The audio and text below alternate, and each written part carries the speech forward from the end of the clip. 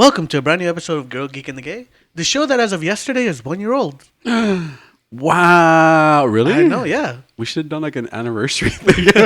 We're just not that good at it yet. Maybe the 2-year anniversary. No, because I figured it out like yesterday. No, because I wrote this on Thursday. Jose, you could have told me. I would have brought balloons or something. Oh, okay. Oh, we're 1 year old and Megan's not here. I know. What the fuck? That's what I'm saying. She got deleted, guys. Sorry. R.I.P. Megan. Sorry, Megan. Just kidding. Just kidding. No, but I do want to start off saying thank you to everyone who's ever taken time to listen to us. Yes. And support our buffoonery. Thank you to Adolfo, who honestly took the reins and ran with it, because I don't know what the hell this would have been if not for him.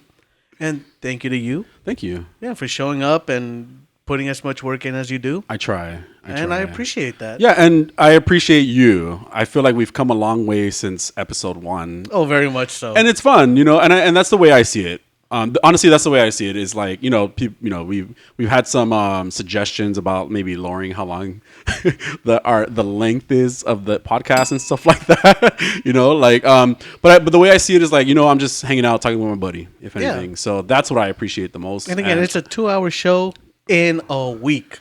Yeah, exactly. We're not releasing it we're not clipping it yet. This isn't daily. This isn't. Yeah. This isn't even twice a week. Yeah, and it's fun, and there's things that can evolve, from it and things like that eventually. But again, the way I see it is like I'm just hanging out with my friend, talking for Are we friends? Are we not friends? We are for the show. That's very true. You're a bitch, but that's very true because he doesn't let me talk to him unless it's on the show. But yeah, but no, I appreciate you. I appreciate doing this, and I never thought I would have so much fun, and it's getting me going with other ideas that I want to do and stuff like that too. So thanks. Yeah, of course. You're the one that pushed me to really go for this. Yeah. You wanted to. Yeah, you know. But for me, it was more of an idea than anything else. Yeah. And you're the one that just kept asking and hounding, and hey, what are you gonna do it? Are you gonna do it? Yeah. So I was like, man, I need to shut Jaime up by talking to him more. Oh, bitch, don't tell me your dreams if you don't want to do it. What the fuck? I don't have to do this. You know what? Fuck you. No, I'm just joking. No, but I am grateful because I can say that I am a co-host of a 5-star international podcast. Yes. We can say that. We can say that as a group collectively. Yeah. With Megan. It's not here, but R.I.P. Megan. Yeah, so we're just gonna sit here and celebrate our birthdays. Yay! I don't care. Fuck your birthday. There's Megan. Jose, your birthday's coming up, okay? I remember this year. I have it on my calendar too, in case I forget, which I will anyway. Just kidding. I heart you. But here's a message from Megan. Oh no, I always miss you guys. Aw.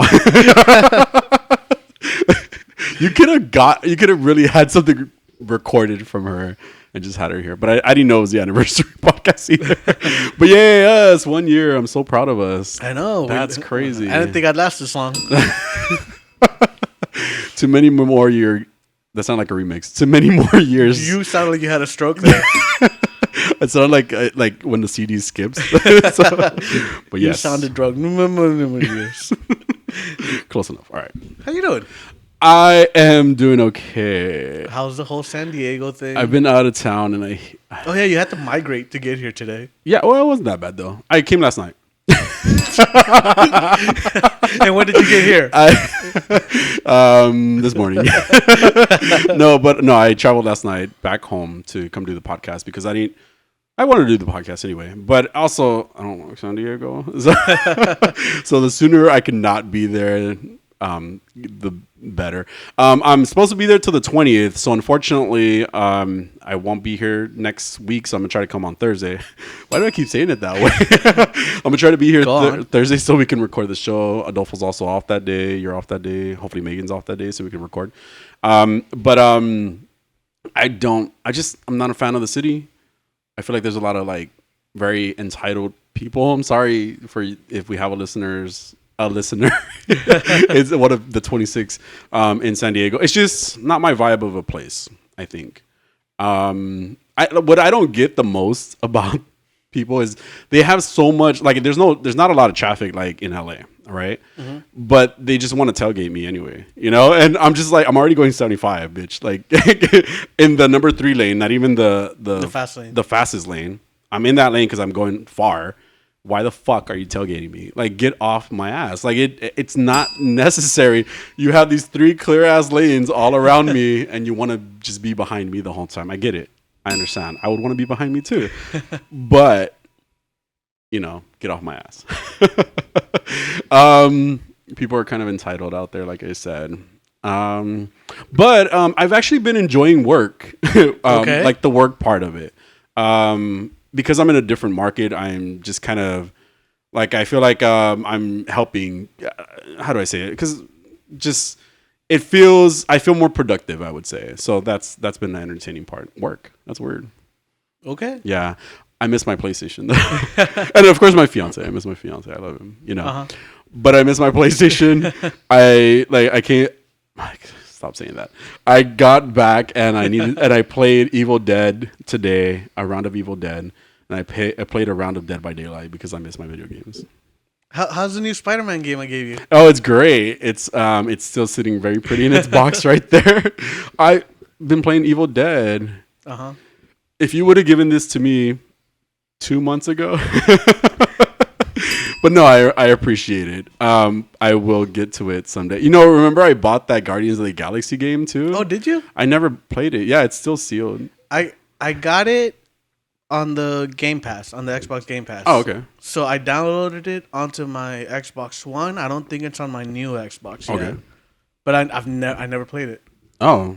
I just saw that it was available for download, and I was like, hey, I'm going to download it before it goes away. It was on sale. I just forgot. Yeah, and it was on sale too, which is why I purchased it. It was like only like $30 as opposed to $60. So and I hear really good things about it. Yes. Yeah, it's just that it's so weird because I'll be like, I don't want to spend a lot of time on this game, but then realize I played like 700 hours of Dead by Daylight. But because it's fast, it's short. Yeah, it's what Dan Brown does when he writes a book and he just gives you short chapters. Yeah, and then it's really hard to just be like, oh, I just read. Okay, it's only 4 more pages to finish the next chapter. It's a genius idea. Then it really is. Like because it doesn't feel like you're tied to a game. Like even Elder Scrolls. Yeah. I've been wanting to Elden or is it Elder? Elder Scrolls. Oh, I think those are 2 different. Elden Rings, Elder Scrolls. Oh, that's what's happening. Okay, so that game. Elden Rings. Or whatever the new one is. Yes. Okay. So I've seen a lot of great gameplay for it, and that would totally be a game, almost like God of War, that I would get into, right? Kind of.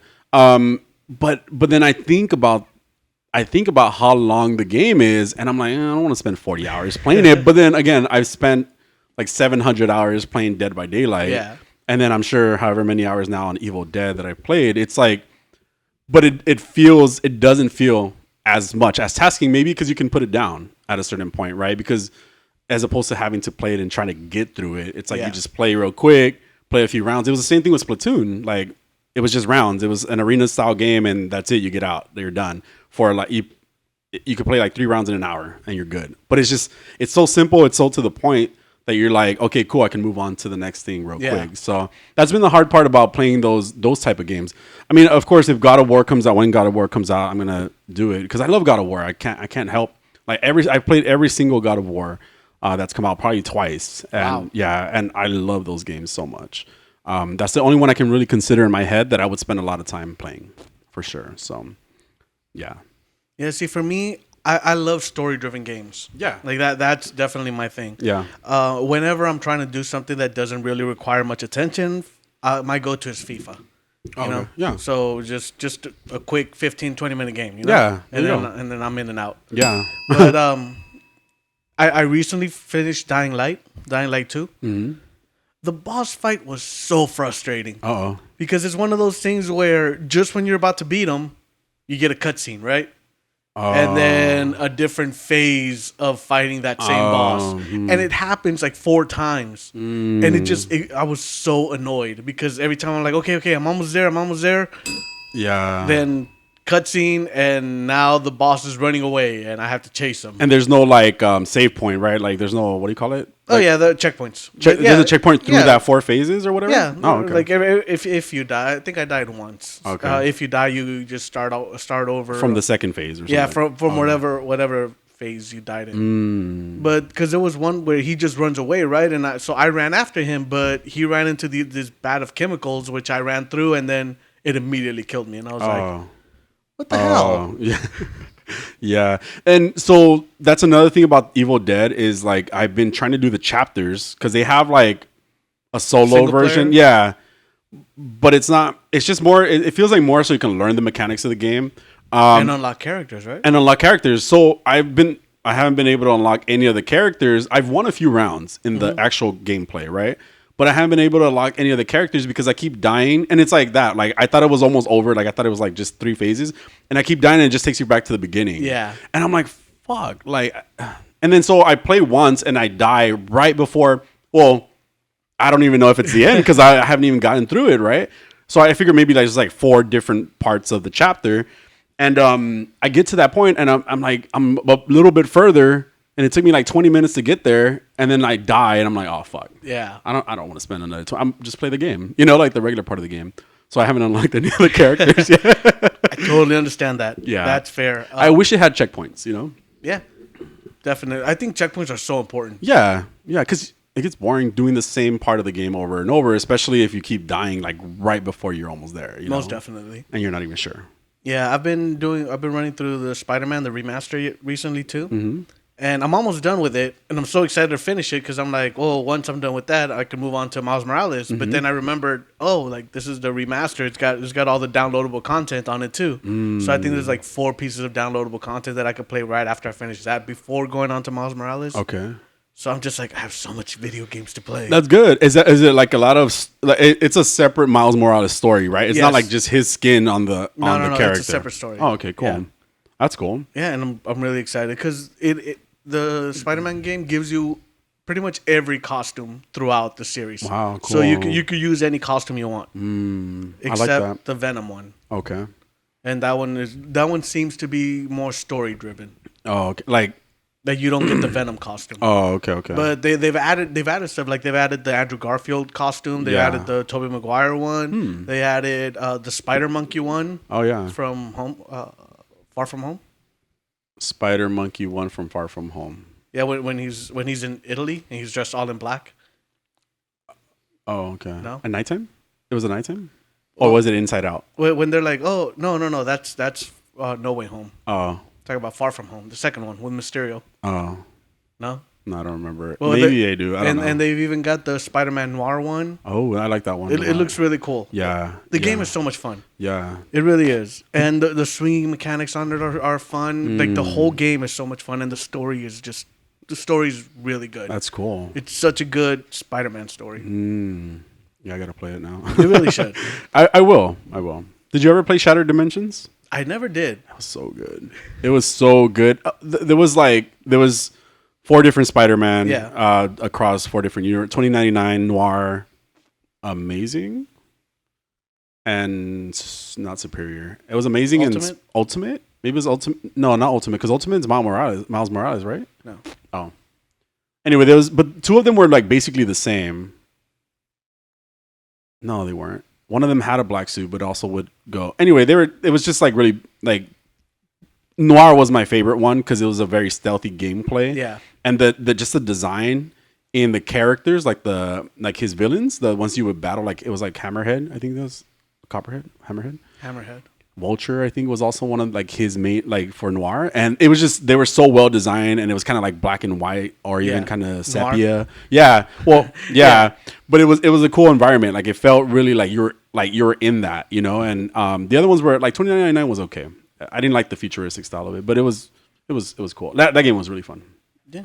Also, I did this. I had this dive down this rabbit hole of flat Earth stuff. Oh, okay. Just okay. You're like, I believe. Okay. Look. No.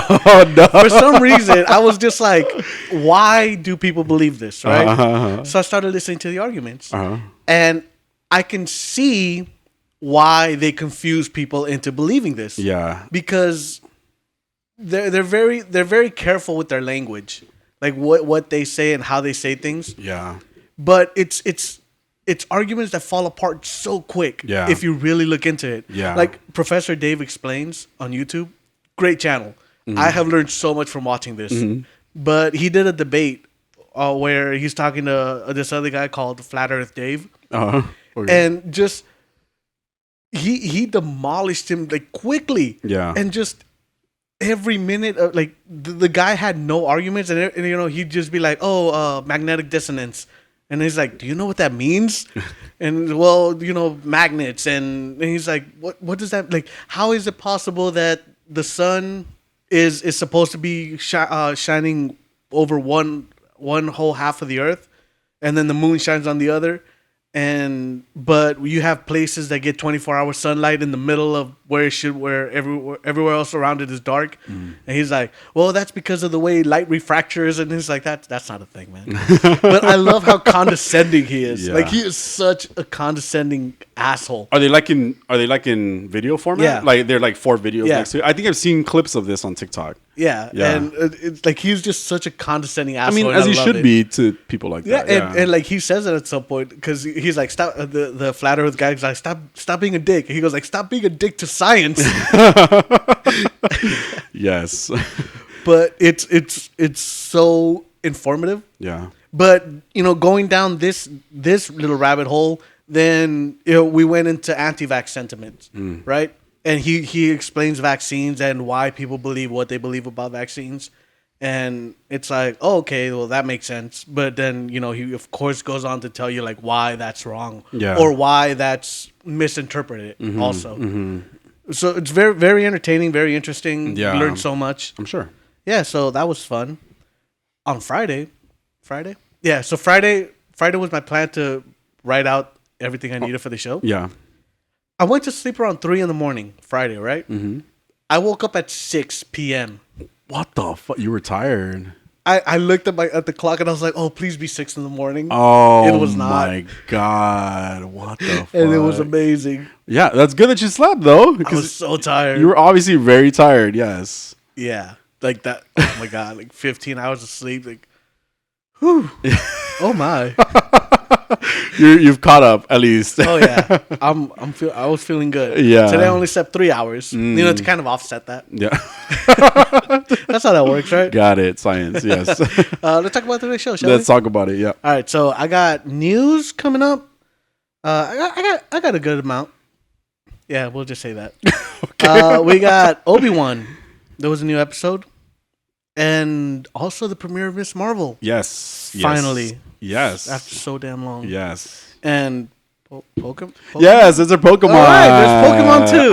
I did not just prepare it right now. So and Jaime's well prepared by the sound of it. well prepared for it.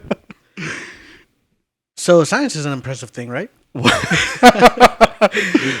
mRNA vaccine could help cure pancreatic cancer. Wow. Have you heard about this? I've heard about a few different cancers, actually. So this one uses the same mRNA technology in the Pfizer vaccine, and it's proven to be a huge breakthrough in the fight against pancreatic cancer. Yeah. Like it's a German company called BioNTech.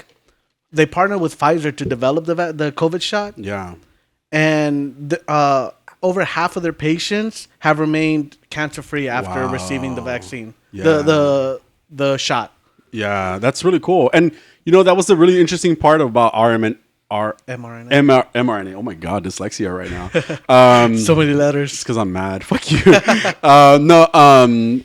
was the whole thing about the mRNA vaccines, that they were just definitely a breakthrough in science. No, Jaime, those are the ones that are going to destroy your DNA. Destroy me, not the COVID. They're going to wipe out your DNA, is what they're saying. They're going to make me mush. that episode of Doctor Who, unfortunately, that we saw, and they just became like dead. No, but yeah, mRNA is really interesting, and people, you know, of course, people don't trust science. I've heard. But I've always said science is in the Bible. Shut the fuck up, bitch. Can't pick and choose.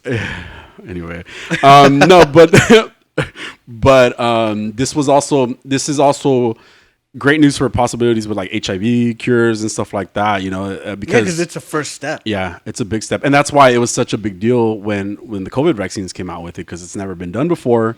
And damn, look at this. Yeah, like it's very incredible. Yeah. The way things move, Yes. especially because it feels like once you get one block in, the rest just kind of fall into place. Yeah, And I mean, it's so cool. Like it's such progress, like right away too. I remember, you know, Jordan Klepper.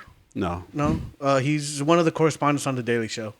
Oh, I do. Yes, I do. Yeah. So yeah. when he was one of the anti-vax rallies, The Trump rallies, yeah. yeah. Well, he was in an anti-vax one, and one of them was like, the COVID vaccine wipes out your DNA, and he goes, COVID wiped out over 500,000 DNAs. Yeah. And they're like, yeah.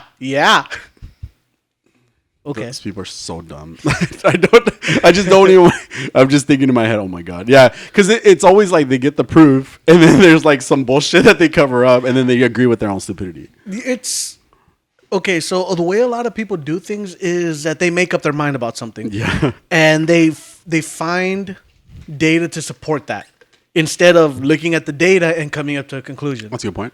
And that's where it looks like where a lot of the disconnect is. That and the distrust of the government, like the mistrust of the government. Yeah, it's they start looking at things like, well, if I can't trust the government on this, I can't trust them on this. Yeah, Yeah. And that's really not how things work. Yeah. But okay. Yeah. I mean, I'm really excited about the progress with these type of vaccines. I mean, like.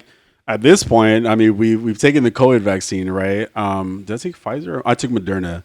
And I mean, I get headaches, but I don't think they're related. I'm like, I had headaches before, but I'm just saying because there's certain side effects that people freak out about and think, like, oh, what's going to happen? And you can't honestly, like you hear about these stupid things that I feel like sometimes it kind of starts getting into your head a little bit, like kind of the fear of like these, vaccines because people say it so much, like I even started comparing it to, damn, what if it becomes like, what was it? I Am Legend, where, like they were all a cancer. Yeah. That was a cancer. They were so excited and they all became zombies. And again, it's like this back, it's in the back of your head a little bit, kind of that fear of like, what if I'm hoping we become superheroes. I'm just saying. Maybe some like full moon happens and it transforms us be a Terrigan. Next retrograde. No, oh man, you hit on something I want to talk about and I totally forgot what it was. Oh yeah. But damn. No, yeah, it just left you. Okay. Yeah. But it seems the vaccine could train the immune system to kill pancreatic cancer cells by boosting immune cells that target tumors. So that's how it works. The trial consisted of 16 patients, each given 8 doses of the individualized vaccine made by the mRNA genetic code. That's so amazing. So it was a T cell that was produced in 8 of the 16 patients. Like those 8 patients were fine. They didn't see the cancer come back. Wow. The other 8 either saw the cancer come back or died. But it's half. Yeah. That's a huge number. Yeah. And then sometimes don't they give them like placebos? Yeah. Yeah, the control groups and stuff. Yeah. But, I mean, from what I read, that was all that was on this thing. That's great. But I want to talk about something I read.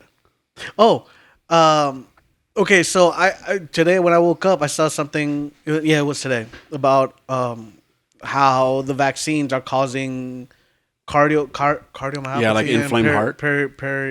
I can't remember the other one. Science. And it was like, oh crap, like were we wrong? So I started reading into this, and then like at the end of the article, it's like, but it's so minuscule and it's so rare that it hardly ever happens. And I'm like, oh, you sons of bitches. Yeah, it was like 1 in like 100,000, maybe not even that. No, and it was usually in like younger, younger from kids 18 to 25. Yeah, so 18 to 25, and it was causing. This is old, by the way. That like they were talking about that like right after the shot. Even, well, I remember blood clots. I remember blood clots were a thing, but again, that was so rare. Blood clots was with the Johnson and Johnson. That's why they ended up pulling it. But again, it was so rare. Yeah, like it just. Yeah. But okay. Yeah, it is. It's such a rare situation, and I get like even the deaths that happen from COVID, like were like less than what was it 1% or something like that, or less than 2%. Less than 2%. Yeah. Yeah. So I mean, but it still fucks you like in different directions. Like it's not. It really causes a lot of trauma with a bunch of different people. He wanted you to ring the bell. Oh. When I said it fucks you.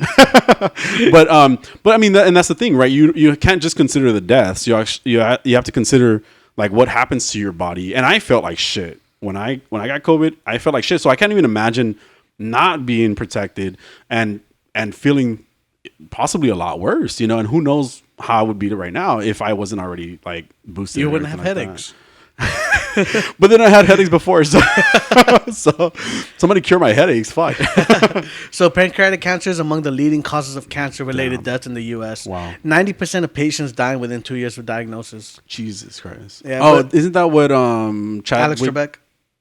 Oh, and Chadwick Boseman as well. Yeah. No, you were yeah. like, or did he die of No, colon cancer? colon cancer was what took Chadwick. Oh, damn. Yeah. Yeah. And Alex Trebek was the one that just died of pancreatic cancer. That's crazy. Yeah, this is only phase 1. If we get Kevin Feige to run this, Oh my God, stop. No. like we'll have this cancer thing figured out in no time. Oh my God, stop it. But we're hoping for great progress. That's crazy. That's awesome. Yeah, so I think this might have been the one you were talking about. There's also a trial here in the U.S. where a small group of scientists have found success rates in 100% of their patients with rectal cancer with a Damn. medication called dostarlimab.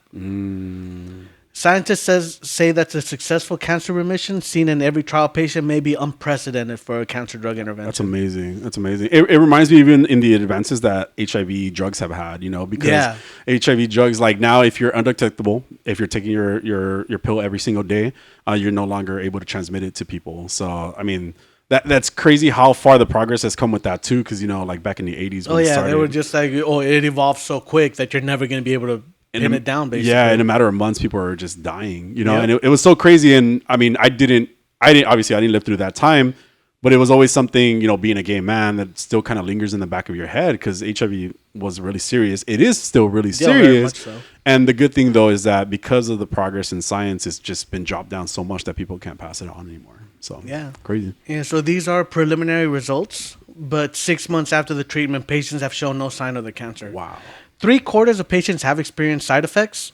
But they've gotten rashes, itching, fatigue, and nausea. Yeah. Yeah, in exchange for no Your cancer. life? Yeah. I think that's fair. Yeah. I'll scratch a little bit. Yeah. Not to laugh, but yeah. Yes. There's, discomfort or death at the end of the day. I know, sometimes, depending on that discomfort. You have not been a gay man yet.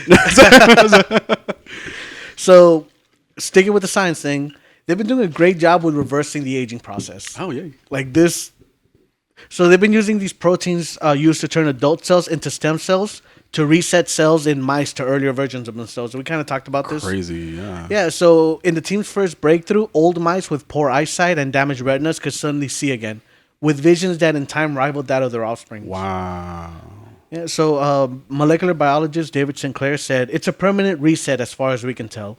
And we think that it may be a universal process that could be applied across the body to reset our age. Wow. That's awesome. My eyes are where I want to work on the most because I'm very nearsighted. And I've considered doing like the LASIK surgery, but then I also don't want to deal with the pain. So you don't want to deal with the discomfort? No. I'll be blind for a little bit. Didn't they warn you go blind? Who? What? Oh. He said, I believe that in the future, delaying and reversing aging will be the best way to treat the diseases that plague us the most. That's a great idea. Yeah, they have mice that they've genetically altered to age faster too. And they think they can reverse it as well. So the biggest issues before was that cells didn't retain identity, which, yeah, we talked about this last time when I brought the story and Megan shat all over me. Because she didn't want to live forever. Yeah. So Shat? Is that a word? It's past tense of shit. Is it really? Yes. That's weird. Words, Jaime. That doesn't sound right. Google it. Just kidding. You can move Finally, someone who speaks English. Is that what just happened? Iraq has been hit with a particularly devastating drought, and the Mosul Reservoir has begun shrinking. The water levels have receded so much that they discovered the ruins of a hidden city at the bottom of it. on. What the fuck? Crazy. Yeah. So believed to be the ancient city of Zakiku, a bustling center for the Mitanni Empire, which thrived in the banks of the Tigris River for nearly 100 years. It's not the first time people have been made aware of this, that there's a city down there.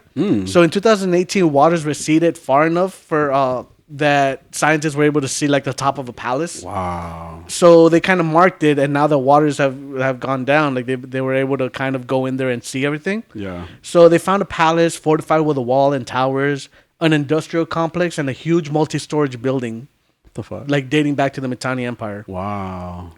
And what's surprising them is how well preserved everything is, despite having been underwater for all those years. Yeah. So they're saying that before the fall of the city, there was a huge earthquake that toppled a lot of buildings. So it covered everything in Like a layer of rubble and dust and stuff. And it seems that that's what really preserved everything. Wow, interesting. Yeah, they've also found hundreds of tablets inscribed in cuneiform, which is a form of characters, Oh, okay. dating back shortly after the earthquake. Wow. Yeah, so the reservoir has been refilled right now, putting the city back underwater, but steps have been taken to ensure that everything is really preserved. So when the water recedes again, everything's going to go, like they're going to be able to go in and try to get more information out of Oh, it. wow. That's really cool. Yeah. So speaking of lost cities, Yeah. I saw this thing on YouTube that was like, oh, this amazing discovery in the Sahara Desert, right? So I was like, okay, like that sounds interesting. So I started watching it. And they were talking about these rings that were found in the Sahara Desert. Shang-Chi? No, like these giant rings. Oh, okay. So they're like, oh, it looks like they could be remnants of a city and maybe even Atlantis. You know, Atlantis could have been here. And they kept talking, and then at some point they kind of slipped this in there. Stargate? And no, they say scientists believe that most likely they're like volcanic rings. And then like they just move on, like they didn't just say that. And it's like, I'm not gonna watch the rest of this. What the hell? Like, okay. So they try to make it like a bigger deal than it was? They're really trying to be like, oh, like this might have been the lost city of Atlantis, but scientists think it's this. But Atlantis. but we speculate. So That's funny. yeah, a sequel to the Ghostbusters movie has been announced. Yeah, so codenamed Firehouse. The film is still being written by Reitman and Keenan, who wrote Afterlife. I think Reitman was the son of the writer of the original one. Oh, Or director. that sounds right. Because didn't I think I saw something about this, but yeah. Yeah. So Reitman said, we're writing another movie. Tonight we're going to share the codename for the next chapter in the Spengler family story. The last time we saw Ecto-1, it was driving back into Manhattan, the home of the Ghostbusters. That's where our story begins. The codename is Firehouse. I really like the Yeah, it was really last good. one. Yeah. And I'm really looking good. forward to seeing more of it. Same. Is it released on digital already? I'm pretty On sure what, it though? has. I mean, I don't. It might be. It might not be on a streaming service, so you might still have to just Buy it? buy a copy. Got it. I don't know who owns Ghostbusters. It's Universal, isn't it? Is it Universal? Ghostbusters Universal? And Answer me, and Adolfo. do they have their own? Streaming service? I don't think they do. Ghostbusters. No, because the Hulk would be on it. I can't think of the Hulk being on anything. Oh, who wants that? It's only available on Amazon, Columbia YouTube. Pictures, which is Sony. Oh, And Sony doesn't have their own. fuck Sony. Okay. So Sweet Tooth has been cast for Twisted Metal. Yeah. It's Samoa Joe. I don't know who that is. He's a wrestler. From what? All right, just From like wrestling. Okay. So he'll be playing Sweet Tooth in the Twisted Metal series. With Will Arnett will be voicing the character. Oh, I like Will Arnett. cool. Wait, so he's gonna be It's kind of like the a Darth body? Vader, Mm, Darth Vader situation. got it. So It's weird. it seems that an Obi-Wan character is already getting their own spin-off. Leia. Sources have said that a Reva spin-off starring Moses Ingram is in development for Disney Plus. I don't know how I feel about that. I Yeah. don't need it. I was gonna say I don't think we need it. You know. No, I don't even want it. Yeah. Because then it's gonna be a prequel. Well, they're saying it's unclear if it'll be set before or after the Well, events. it's gonna be a prequel because More than likely, because yeah. it's going to tell you the story of how she grew up and how they found her in the Why she gutter became an and inquisitor. why she's so mad. Yeah. But okay, no, we'll get there. Yeah, we'll later. get there. Obi-Wan's coming up. So DC had been said to have removed all scenes of Amber Heard from the Aquaman movie.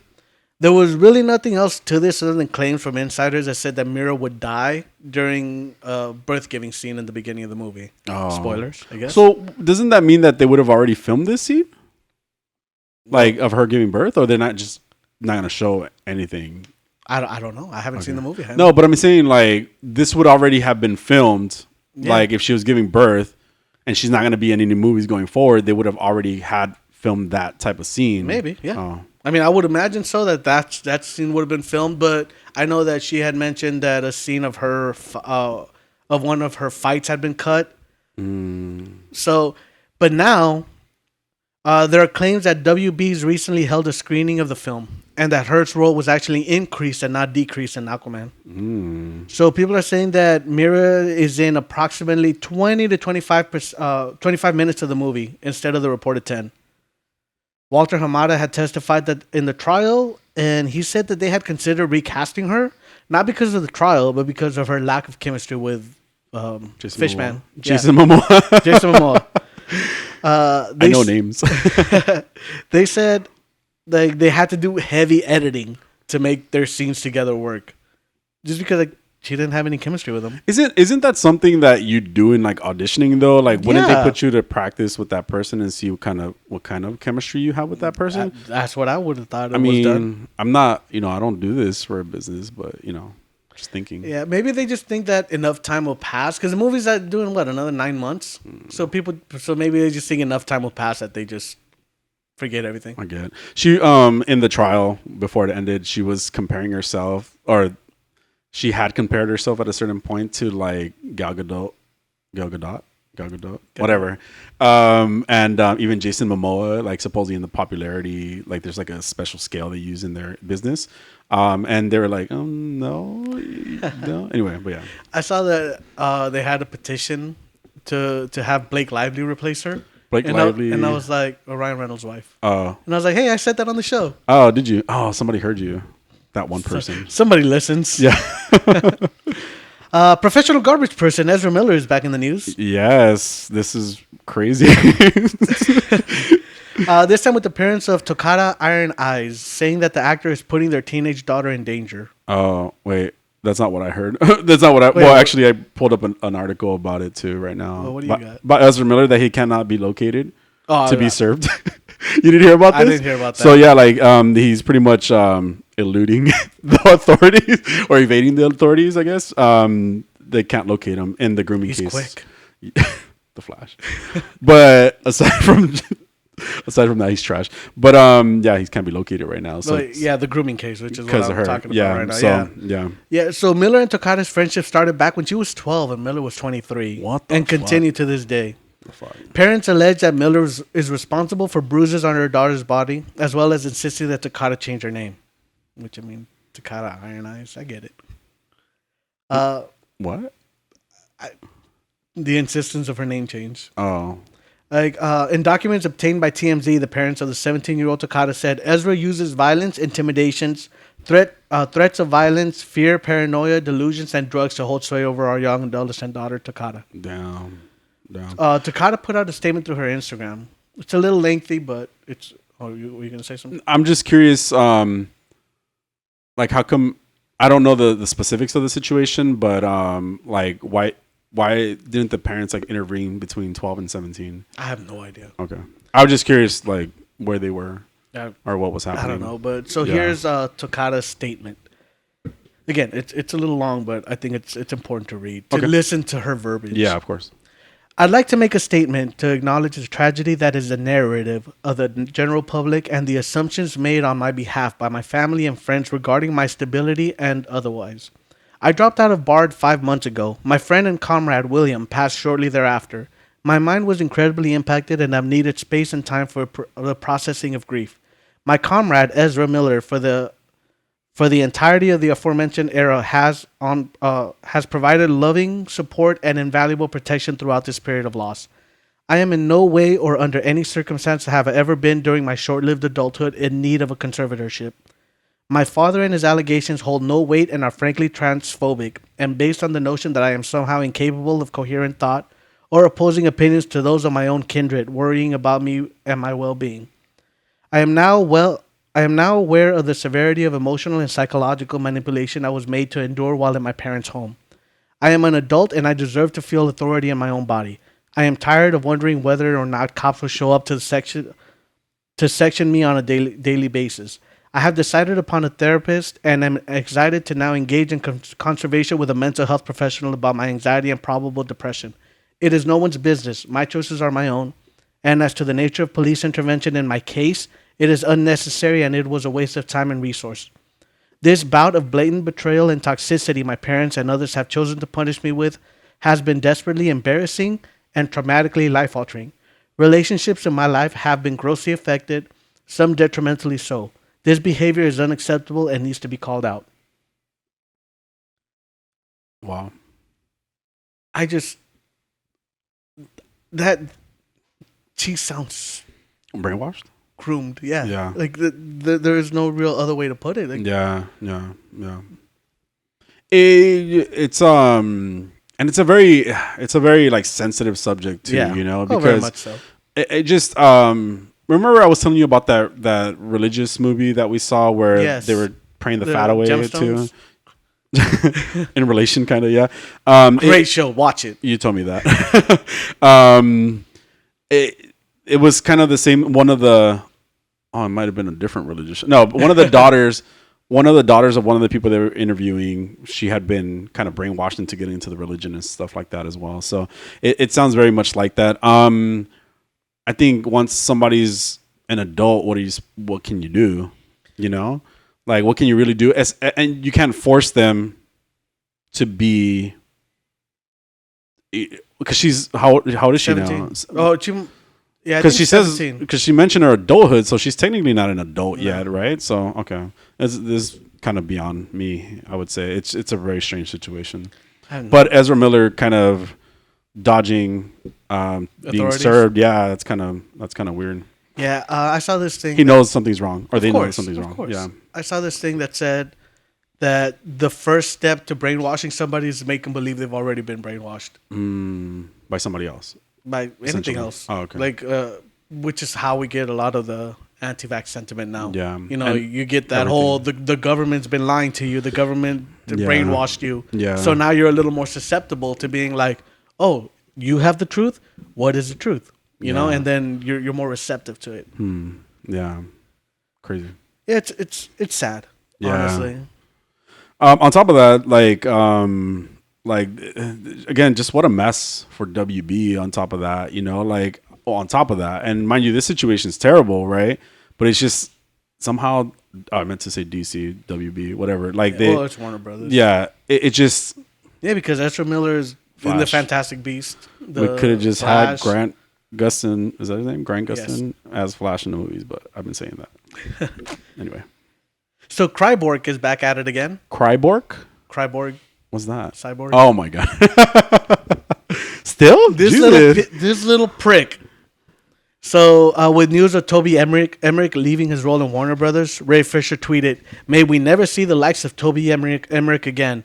Better days are surely ahead. Onward." Like if he's gonna move forward. I mean, right now, Walter Hamada's Yeah. still the president of DC Films, which looks like it can change. Uh-huh. But even Emmerich is leaving his position, but received a production deal with Warner Brothers. So really, shut the fuck up, Ray. Nobody cares. Yeah. Nobody cares. Yeah. Nobody likes you. Yeah, it's poor guy. Just stop. Please. It's like move on, bro. Yeah, yeah. We've been here. We Yeah. get it. Yeah. You were treated bad. Sorry, man. They didn't let you take a bathroom break. You had to pee in water bottles. Did they make him do that? No. Oh, okay. Wait till he works at Amazon. Oh my god. Because at this point, that's the only place he'll be able to get a job. The poor guy. So Harley Quinn looks like he'll be coming back this summer. Harley Quinn, what? The TV show, the the animated cartoon? series. Oh, okay. Yeah. So Kaylee Cuoco has had really positive things to say about her experience on the show, and it looks like it'll be diving even deeper into the Batman world, even bringing in Nightwing. It's also already got a spin-off coming, which will be a 10-episode show about Kite Man for HBO Max. If you've seen the show, like Kite Man's I would pretty get funny. it. Okay. Yeah. Yeah, I haven't seen it. It's you would like it. I need to find time to do this stuff. But then I gotta play 700 hours of Dead by Daylight. So. That is a lot of hours. Could I do both? Maybe I could put on Harley Quinn and then Dead by Daylight. Anyway. Maybe. Yeah, like I can see that. I have another TV. There you go. I could just bring it out here. Fix this. Damn, I have too much time. So, speaking to the playlist, James Gunn was asked about his return to the Suicide Squad 2. Gunn responded with, "Yeah, we've talked about it, but the honest truth is I just have so many hours in a day to work on stuff, and I have had such fun time working on television that I really think that it's what I'm going to spend the next year of my life doing." He went on to say that he doesn't even know what his first feature film will be when he returns, whether it'll be another Suicide Squad or another DC project at all. So Gunn has mentioned that he's working on other DC projects involved in the writing and direction, and that we could possibly see more some of the Peacemaker characters bleed through the other projects. And it's apparently not the Amanda Waller show. It's not gonna be. It's not the. Oh. That's not what he's talking about. That's not what he's talking about. Yeah. Working on. Oh, okay. So I wonder what it can be. Yeah. I guess a lot of the Peacemaker characters could cross over into a lot. Well, of yeah, other because stuff, because I know they have their little that interconnected universe going on. Yeah. I know that Todd Phillips, who's the director of Joker, has been asked to kind of run the DC, the DC projects Universe stuff? Yeah. Oh. I don't know how that's gonna go. Like Todd Phillips he's a fine enough director. Like I have no problem with him. But like DC really needs to do something. Hopefully with the whole Black Adam and Shazam and all these movies that you have coming, hopefully they'll be able to really get something going. Yeah.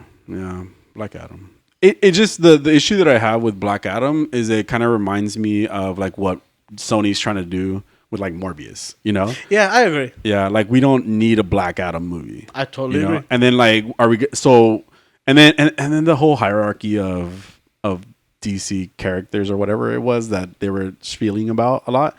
It just feels like exhausting, Yeah. And David It's just a Zaslav, villain. I think that was his name. He wants to focus a lot also on the trinity of the DC characters, to Batman, Superman, and Wonder Woman. And I'm just like, I don't need that anymore. We don't really need it anymore. And like Shazam, okay, let's do Shazam. But again, that's where Black Adam could have just been Shazam. You really could have just introduced him. Like I don't need a 2-hour story. Yeah. Although I'm looking forward to seeing those characters like Dr. Fate. The other ones, yeah. And they could have made a Dr. Fate movie. Yeah. And it would have worked great. Yeah. I just, again, we're doing a lot of villain movies to prepare for like the good guy movies, but then they're going to be like good guys, so it's like everybody's an anti-hero or everybody's a hero that just got pushed in the wrong direction. Yeah, they did Joker and found that Joker worked, quote unquote worked. Well, people liked that movie. Yeah. It was fine. Yeah. But I never saw it, so I don't know. you're not missing anything. Yeah. And it wasn't needed. I feel like they really killed the character of the Joker, and I'm pretty sure I've mentioned this before. I don't like what they did with it. Yeah. Because to me, like the Joker's psychotic, villain. And he's a Batman villain. Yeah, and the Joker's psychotic. Yeah. And one of the things that makes the Joker so great is that whole mystery behind him. Yeah, what's the reality in his head? Yeah, and he said it. One of the great quotes is when he's gone, and I'm paraphrasing because I don't remember it exactly. Yeah, but he said, "If I have a past, I'd rather it be multiple choice." Yeah, and I feel like that was encapsulated perfectly in Christopher Nolan's series. Yeah, when every time he talks about his past, it's a different story. About his smile, right? Yeah, like it's a different story. His wife, he did it for his wife. His dad cut him. Yeah. That's what makes it interesting. You don't know where he's coming from. Right. But now when we got this movie, it was explaining him. Yeah, and it wasn't even like, oh, he's really psychotic and evil. It's he has mental issues that he hasn't been taking his medication because the system failed him. Yeah. And it's like this isn't what I want for my villain. And then when you see him in Batman, it's like okay, well, he's unfortunately a product of his environment, so it's like it's too real. Yeah, because now when you see Batman punching him, you're just like, oh, Batman's just beating up this mentally unstable person. He could have got him his medication. Like billionaire fucking Batman. I mean, it's where it falls apart because again, Morbius, right? Even though Morbius, God damn that fucking movie. And I talk about it because this is the thing, right? In the movie, Morbius was meant to be the hero, quote unquote, right? Because there was a worse Morbius, in the movie, right? Yeah. And so, and again, at the end of like the whole post-credit scene, spoilers, guys. The post-credit scene that we whole got movie spoiled at this point, it's really bad. But like at the end of the post-credit scenes, it didn't even make sense why he wanted to go be mad at Spider-Man. No, because it's like I'm just mad. So yeah, I'll join you, Vulture. What the fuck? That made no sense. Zero sense. And again, they didn't tie it into like anything to do with Spider-Man. So why the fuck are we having that team? Or are they Sinister Sixing possibly? I think. Sinister 6090. Nice. Yes. It's a clusterfuck. We don't need it this. really And is. that's the issue that I had with Black Adam. That's the issue that I've had with some of the other stuff that it's just Craven, we don't need that. You know, even the luchador guy that we're possibly going to get from Bad Bunny. Yeah, we don't need it. We don't. He's probably going to be part of the Sinister Six. I'm telling you, they're just going to create a whole new Sinister Six. You know, so yeah, we don't need it. No, we don't need it, and they're fucking up Spider-Man, and DC's already been fucked. So yeah. Well, I mean, yeah. At this point, you really can't get much worse with DC. Yeah. The Flashpoint movie, I want to see what they do because the Flashpoint was said to be the reset. They're gonna replace this Miller. It's gonna Flashpoint, and he's gonna just become a different person. Yeah, because they've mentioned that they can't replace him because they filmed so much of the movie at this point. The movie's basically done. Somebody needs to work on this. All these people they get. They're like we can't replace Ezra Miller without pretty much refilming the whole movie. We could have just had Grant Gustin. Anyway. He's angry. Yeah. So Spider-Man No Way Home is going back to theaters. Wow. Why? Wow. Isn't it on like yes, digital, right? yes. Okay. So it's called the More Fun Stuff version. Oh my god. Yeah, that's a catchy name. This is the what do you call it cut? Who was the director of that movie? Raimi. No, it wasn't Raimi. John Watts. Okay. Pretty sure it was John Watts. The John Watts cut because that's what people want. The Watts cut. Yeah. The Watts cut. You know what I would want to see a director's cut of Doctor Strange. I would want to see. You want the Raimi cut? Yeah. Well, no. I want the extended scenes. It was John Watts. But I wish it wasn't Raimi. What's wrong with Raimi? Well, yeah, we talked about that. Yeah. It was just a montage of his of all his movies or the things he's done before. They weren't even his movies. Spider-Man was his movie. Spider-Man was his movie. Yeah. So he did like the scene with the octopus thing, like it was very like Dr. Octopus fighting on buildings. Oh, okay. I'm just saying like a lot of the things that yeah, I see what you're saying. But a lot of the things that he did were also to all the horror movies. To all his horror movies Not too. his horror movies. Well, he did the thing with the Evil Dead, right? That wasn't his horror movie? He did Evil Dead. Okay then, bitch. What the fuck? But then there was like Carrie and Freddy Krueger and... Freddy Krueger? Okay. Party. Move on. Look, you're pretty. True. What? That's all I got. Oh, okay. So no more news. So Obi-Wan, Yes. the aptly named Part 4. Yes. Was there another name to it? No. It's just Part 4, right? It's all been parts, yeah. Okay. They got lazy with the naming. They just gave up. Yeah, they were like, it's too I much get it. work to come up Same. with stuff. I think I like this episode. I'm trying to remember if I like this episode or not. Yeah, it was pretty cool. I liked it. I like the. You sure? No, I'm not sure. The whole underwater thing freaked me out. I was so traumatized. Oh, Wow. yeah, it was scary. Yeah. So old man bath naps are back. Popularized by Boba Fett. Oh my god! And he's like connected to what's his name? Darth Vader now, right? Too like now they can see each other's minds again or something, or they can see each other's minds. I don't know if that's what was happening or if he was just having nightmares. Oh, because it doesn't happen throughout the rest of the show. It's just in that scene. well, that's what I thought. Because you know how so when he's kind of asleep. Coincidentally, I was watching one of the newer Star Wars movies. I don't know, the Last Jedi or something like that. Okay, is that one? That is one. Okay, of the last three, right? No. Oh, The Last Jedi? Yeah, I think that's the second one. Okay, so I think I was watching that one. Return of the Jedi. So in that one, with Kylo Ren and Rey when they just talk to each other. Yeah. So it was weird that I saw that scene and then in Obi-Wan this happened. Like it was because it was just that scene. Yeah. That I saw. Why was I watching this? It was because I was in a hotel room and I was just like fucking bored. So I saw like the end of that Star Wars movie and it was like the scene where that's why Luke, you were bored. Yeah. Well, yeah. Yeah. And also, you know what I saw too? The end of Jurassic World 2? Whatever that was. With the clone?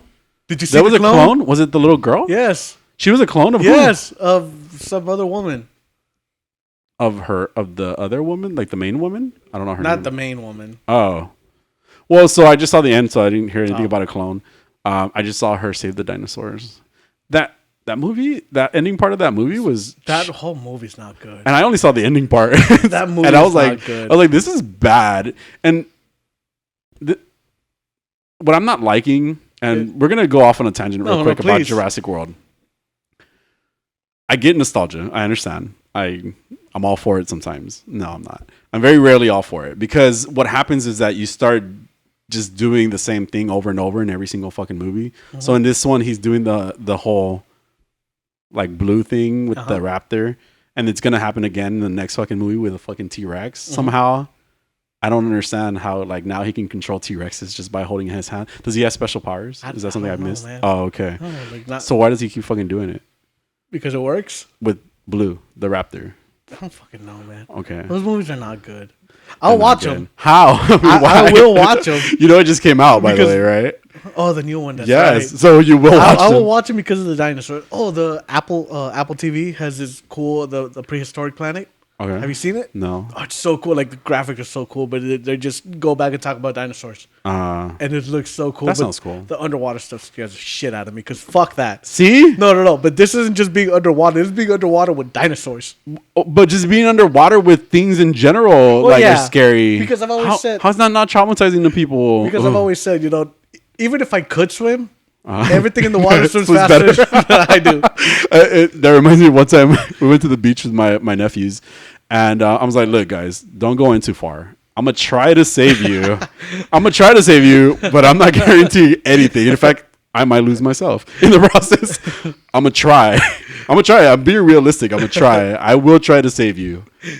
Don't make any promises. I'll run in about waist deep. No, and then I'll go full in to save them, right? But I might lose myself in the process. I'm just saying I'm not the right person to save you from this, but I will try. Trust me, I will try. Anyway, back to Obi-Wan. Oh yeah, because that's what I was more interested in the dinosaur conversation. I am interested in the dinosaur conversation. I don't want to see Jurassic World. Sorry. But I'm gonna. But there were scenes underwater in Obi-Wan that had creatures. They're giant creatures. They're so big. Yeah. I don't get it. Oh my god. And then so I'm gonna jump way ahead. And then when the fucking glass breaks, then that tunnel, it's like Obi-Wan, he's holding it with the fucking force, right? And the fucking things break. Oh my god. Like, how do people deal with that? I went to an aquarium in fucking in Vegas, and they had sharks in that motherfucker. Oh, that's awesome. Oh no, it's not. It was like you were underwater. It was like a boat. Yeah. Like a fake boat. Oh wait. What? It was like a shipwreck, but you were inside of. It was glass, and it looked kind of like a. Maybe I'm just making this all up in my head, but you were in an aquarium thing underwater, and you could fucking see sharks and all these things, and it's traumatizing. I don't get it. It's weird. Okay. Back to Obi-Wan. So, I really can't take Reva seriously. I just can't. Yeah. And it is that thing that you mentioned. It's the baby face. Yeah. She looks way too young, and like whenever she tries to be angry, like her cheeks puff up and she's just so adorable. Yeah. And you just you're so cute. Yeah. I think that the character could have been a little bit different, and that maybe like if she was like pretending to be a hero and then came out to be like a villain later on, then it would have made more sense because of her demeanor. But I do feel like she's too endearing, to be like, oh, you're evil, type of thing. So yeah, I don't like she's interrogating Leia, right? Uh-huh. And I'm just like, she's not even that intimidating. They look the same age. Yeah. Yeah. Like this. Yeah, whatever. I hate Leia. I've heard. Yeah. I mean, it's just yeah. She didn't even do anything in this episode. Exactly. Why is she there? She's a MacGuffin. Yeah. Yeah. They saved her again from Reva. But it's been this back and forth again, like of like hot potato, the Reva has her, then Obi-Wan has her, then Reva has her, and Obi-Wan has her. I'm just imagining watching this sped up with like the Benny Hill soundtrack in the back. That's exactly what it would be too, I do like Tala's character. Oh my god! Yeah, the she's way been she really put great. her foot down to gain access. Yeah, yeah, she could get it. Great actress. Like she's really amazing at the role too. I'd make her wear the uniform. Stop. No, I like. You're right. Like I like that scene. I like that you can feel the fear she has, right? But then when she like said put her foot down, that confidence switch on. Yeah, it was a good. She should have been Reva. Yes, that's a really good point because then you would take her a lot more seriously too. Yeah. Sorry, Reba. I mean, Moses Ingram. She's adorable. You are adorable, and that's the problem. Yeah, she is. She really is, and that's not a bad thing. But it's just it doesn't fit the role exactly. You know, and actually, Tala's actress. You're right. That would have been a great Reva. Even if you think about the way she played it, like the Game of Thrones character, it was kind of like this. You know, this underlying evil. Yes, definitely that. That's a word I've heard. But no, it was great. Her acting being like the juxtaposition. She being the part of the empire, and then I was confused. I'm like, wait, so is she really part of the empire again? Because of the way she just flipped it back over. I was like, wait, did she just say that she's really part of the empire again? Like that's what I understood at a certain point when she was talking to Reba about it. And then that scene, right? There was a scene where her and Reva finally kind of met up, and she was saying like, "Well, I'm here because I had the information about that system, the rebellion, right?" Yeah. And again, that's where I fell into the kind of the same illusion that she was delivering, because she delivered it. You know, like she was really like, yeah, I'm actually part of the empire, but I was being a spy on, you know, for the empire with these guys. So you should really believe me, you know. And I was like, yeah, I do. I do. She was great at it. She's so good. Yeah, the passion that she puts even into like when she's trying to find Obi-Wan, you know, the whole time, and then finding Leia, taking care of Leia. So in that tunnel scene where the glass was breaking, he was like, "Go," and they just like wait down the hall for him. Well, they went to the other side of the door, so they don't all have to run to the door together. I thought he meant like leave, like forever. Let me die here. But that just got me thinking about what you say, right? Like obviously Obi-Wan doesn't die in this situation because he doesn't die. No stakes. There's no stakes, exactly. So there's this big old intense scene of him possibly being drowned. And he doesn't drown because we get him in episodes, the other episodes 4, 5, and 6. 4, 5, and 6. Yeah. I did think that scene where the 4.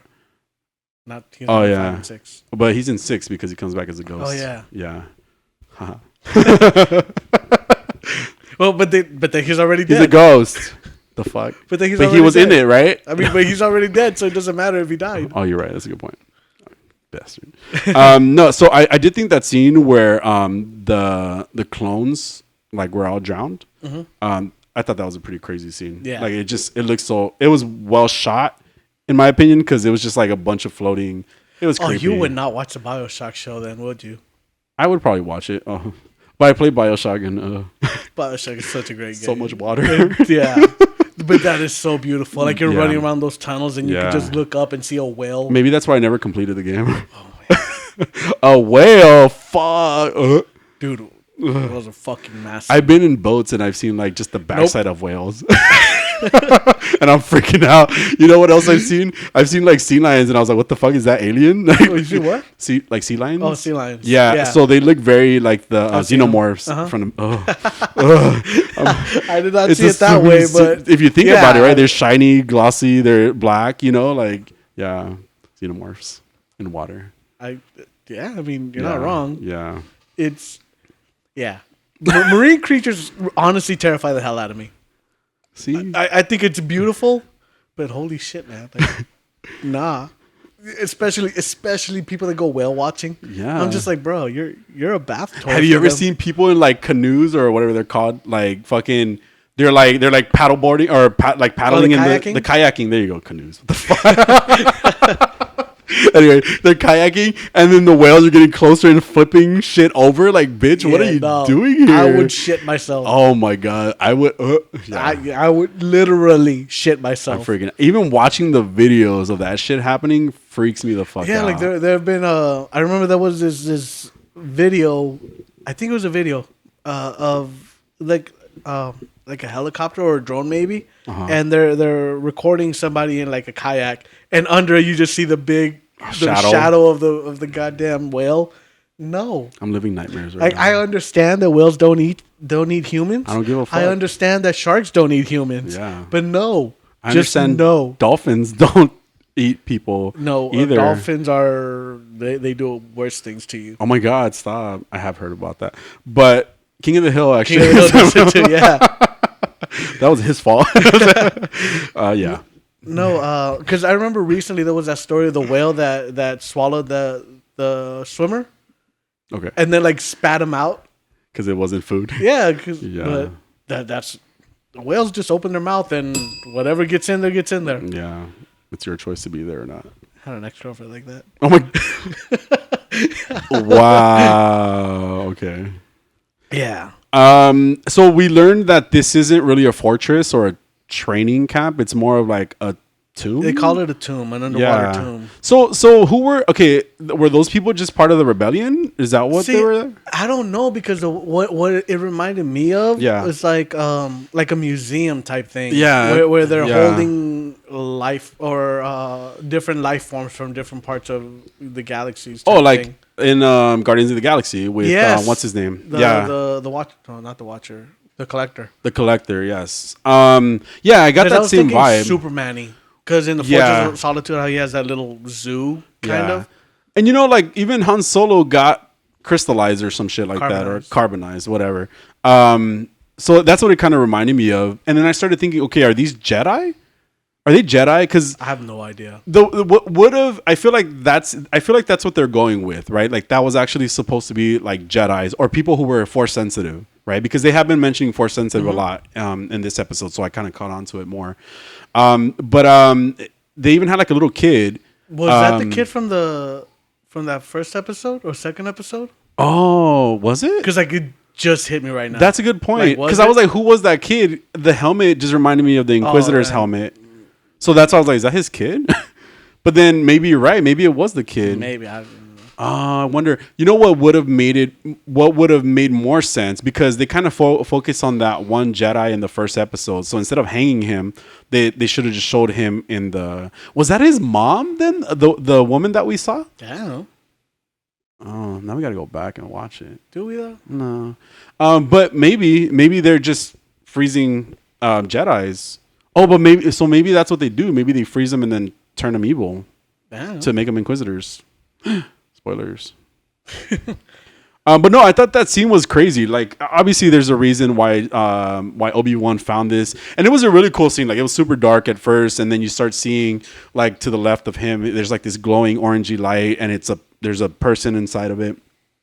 Actually, it might have even been like some other type of creature. I don't think it was just a person. Like, they're different people or different types of species, frozen, and then it goes more. Oh my god, did you see Dexter? Yes. The new remakes. Adolfo saw it, but it reminded me of a scene in Dexter. Remember, like the ending scene in Dexter where he was. Spoilers. Never mind. I mean, you could say it, but it was very something similar, where like people are in like capsules being like, well, like this. What happened? Like in Doctor Who, with the Daleks, in one of the specials, where he's holding where they're making Daleks out of people. Okay, I don't remember. Oh, you're great. Good for you. Was it Jodie Whittaker? Yes. Whittaker? Yes. Okay. Just like good for you. Okay. You don't need to remember. Have I even seen it? Yes. Yeah, you remember what I'm talking about, right? Okay, No. yeah. What he's saying. Oh, okay, I don't remember. Yeah, see, he was there.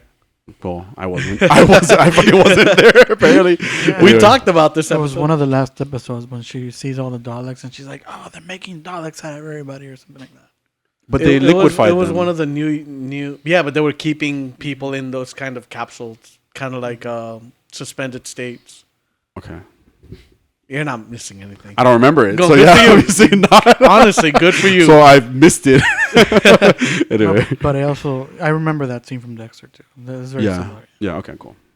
Yeah. So I thought it was a really cool scene. Like another really trippy scene. Yeah. And we also see O'Shea Jackson in this. Yes. I liked him. I like the role he And played. he looks just like his dad. Which Yeah. is just, but it took nicer. me a second. But nicer.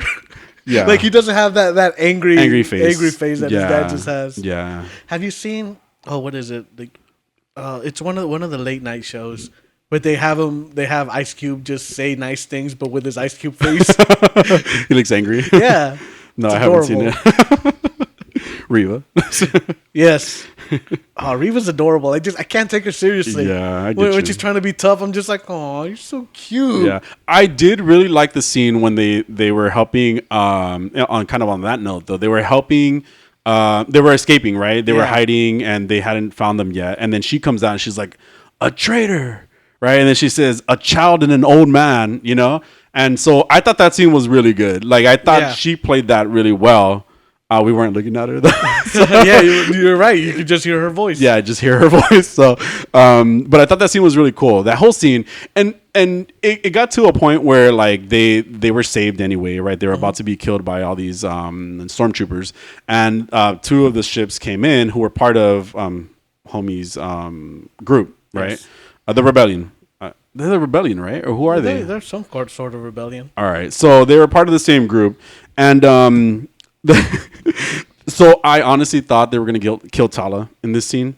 Me too. I felt like it would have been a better impact for when somebody does die, right? Yeah. Because so it's the two people in the ships that saved them, which is cool. Like it could have been anybody to save them at that point, but then they're like.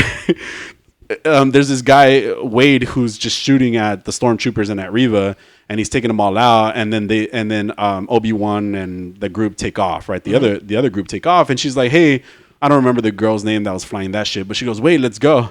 Right, and he sticks around a little bit longer, still shooting. And then as he's trying to leave, Reva throws a suitcase. Yeah, at the ship, and she blows it up. And then the other girl's like, "Wade," and I was like, "Oh no, Wade." Who's Wade? Exactly. I get it. Exactly. I was like, Wade. like, oh no, I think I noted that. I was like, oh no, Wade. Who the fuck is Wade? You know? I get it. Yeah, because like, who is he again? Is what I put. Because it was like, it would have been an impact if it was Tala. You know, or if it was a character that we spent more time 30 seconds with. Tala. You know, like that's the only logical character. Like, that's the only viable character that we've had. Yeah, right. Like if she would have got into his ship and then they blew up together, then it would have been like, okay, Wade and Tom, you know.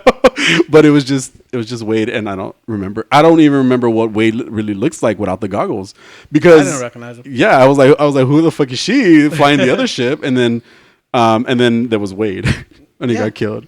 And then what's his name? What the character of Ice Cube's son? I don't know his name. Oh, okay. I didn't get his name. I figured you would have noted it. Noted it? Okay. Noted it. Edited it? Edited it. Let me see real quick. I don't see it anywhere in my while you look, notes. what I was thinking in that scene was instead of throwing that little suitcase. I know I sent this to you a while ago. The Batman vs. Darth Vader by Superpower Beatdown, Bat in the Sun, the YouTube video. I sent that was a lot you just said. Batman vs. Darth Vader. Okay, was it a rap battle? No. Oh, it's a fight. Okay. Is it like a death battle? No, it's not animated. Oh. You really don't remember this? It's Girl, so cool. I don't remember what I ate this morning. Yeah, you do. Yeah, I do. Dude. No, no, but what about it? There's a scene near the end where Batman is shooting Vader with his ship, and Vader kind of grabs it with the Force, right? And then like he blows up the ship while holding Batman, right? And he pulls him out, and that's kind of what I was expecting. Yeah, for her to use the Force to hold the ship back, instead of just tossing something at it. Yeah, a suitcase. Show a little more strength. Yeah, or I mean, I feel like don't the lightsabers reflect gunfire almost because they kind of ricochet back. Yeah. So why not? I was just thinking. Oh no! Now that you mentioned that, though, when Obi-Wan is using the lightsaber to throw the beams back at the stormtroopers, it looks so cheesy. Yeah. Like he was not into it at all. Yeah. He looked bored. Yeah. I mean, he's still doing really great though, compared, like so. But no, like it was just kind of like she grabbed the suitcase and threw it, and it was like by weight, and it was just. It was cool, and I think that I kind of knew also that when she, like at a certain point, Reva was about to be killed by Darth Vader because she didn't deliver Obi-Wan. Yeah, even though she has a few times, like he was about to kill her, and I'm like, oh, like she put the tracker. She said like I have a tracker on them. And she has a tracker. Obvious where it went. Yeah, where it went into the droid, right? The little droid. The only other thing though is like, well, at a certain point, Obi-Wan is gonna drop her off, like with her people. Yeah.